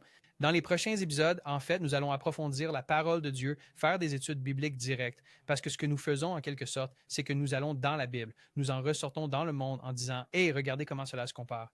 Maintenant, nous allons retourner dans la Bible et nous allons aborder Daniel 8 et dites-nous un peu ce à quoi nous pouvons nous attendre dans ceux-ci. Eh bien, essentiellement, vous savez, Daniel 8, et vous savez, il y a un passage dans Daniel 8 que parfois nous sautons car c'est très difficile à déchiffrer et à analyser. Mais ce que nous allons faire, c'est d'étudier très attentivement le chapitre 8 de Daniel après l'époque de la grande corne qui était Alexandre le Grand, vous savez, qui se brise. Et puis, il y a 4 cornes qui s'élèvent vers les 4 vents des cieux. Nous allons reprendre à partir de là et parcourir la fin du chapitre 8 de Daniel. Et nous allons découvrir qu'il y a là des détails si intéressants et si riches qui, historiquement, peuvent être considérés comme s'étant produits. Mais cela sera vu d'une manière dont nous n'avons pas l'habitude de parler. Une fois que vous le verrez, vous ne pourrez plus l'ignorer. Ce sera très clair. Et quel est le but, à votre avis, que vous voulez que les gens retiennent de cela une fois que nous aurons terminé? Eh bien, il s'agit de comprendre exactement ce qui se passe avec cette contrefaçon. Vous savez, parce qu'on réaliserait que ce qu'on a réellement vécu sur cette terre, quant à un système religieux qui veut se substituer au Christ, il tente de contrefaire cela parce que quand on trouve vraiment la vérité, ça change tout. Et le plan du salut prend une telle puissance et une si incroyable bonne nouvelle est son sujet que le diable ne veut pas que vous ayez cette information, car il sait que lorsque vous comprendrez la justice par la foi, cela brisera l'emprise qu'il a sur vous. Oui, amen. Et tout cela fait partie du service du sanctuaire. Tout est là-dedans. Tout cela fait partie du jour des expiations qui se déroule en ce moment. Et s'il y a un message plus porteur d'espoir, c'est qu'il est encore temps, frères et sœurs, de donner à Dieu le cœur de dire « Je ne sais pas quoi faire de ceci. C'est d'une méchanceté trompeuse. » Vous savez comment transformer ce cœur en un cœur qui vous plaira. Et je pense que cela devrait être la prière pour nous tous, car c'est un travail que nous ne pouvons pas faire nous-mêmes. Nous ne pouvons vraiment pas le faire nous-mêmes. Et Dieu désire tellement le faire pour nous, si nous sommes seulement disposés. Et les gens disent, mais comment puis-je être disposé? Vous suivez le service du sanctuaire. Allez vous confesser. Confessez tout ce que votre cœur et votre esprit peuvent imaginer et dites, Dieu, donne-moi un esprit juste. Je ne peux pas me le donner moi-même. Tu peux accomplir ce miracle en moi. Et je pense sincèrement que si plus d'entre nous nous fions à la dignité du Christ pour recevoir ses promesses et non à nous-mêmes, vous verrez simplement des choses étonnantes se produire dans la vie de quelqu'un et vous commencerez à vous sentir sous l'aile de Dieu, même quand les choses ne vont pas si bien. C'est ce qui a permis à Joseph de traverser tant de choses. C'est probablement ce qui a permis à Jérémie d'être mis au pilori à de si nombreuses reprises, ainsi qu'à tant d'autres réformateurs et à Jean-Baptiste, et la liste est longue. C'est la raison pour laquelle le concept d'enlèvement pré-tribulation m'est si étranger, parce que c'est comme si l'on prétendait que Dieu n'a pas laissé ses serviteurs boire la coupe que ses serviteurs doivent parfois boire. C'est donc un mot d'encouragement. Ne vous découragez pas. Ne laissez pas toutes ces informations pesantes vous faire croire qu'il n'y a pas d'espoir. En fait, ce devrait être le message le plus porteur d'espoir, car cela vous dit qu'ils réalisent que c'est vrai aussi. Et même s'ils soutiennent le mauvais côté, vous n'êtes pas obligé. Et si vous avez Dieu, vous n'avez besoin de rien d'autre. On ne peut avoir le Dieu de la Bible que par sa parole. Nous ne pouvons l'avoir aux dépens de sa parole, d'aucune manière. J'espère donc que les gens ont été édifiés par cet épisode et qu'ils nous rejoindront pour le prochain et les deux suivants, alors que nous approfondirons les études bibliques. Merci, frère Andrew. Frère Kenneth, si vous voulez bien prendre la parole et conclure par une prière pour nous. Prions. Notre Père qui es aux cieux, nous te rendons grâce pour la vérité que tu nous as révélée par ta parole. Nous te remercions de nous avoir donné ta parole afin que nous ne soyons pas trompés en ces temps de la fin.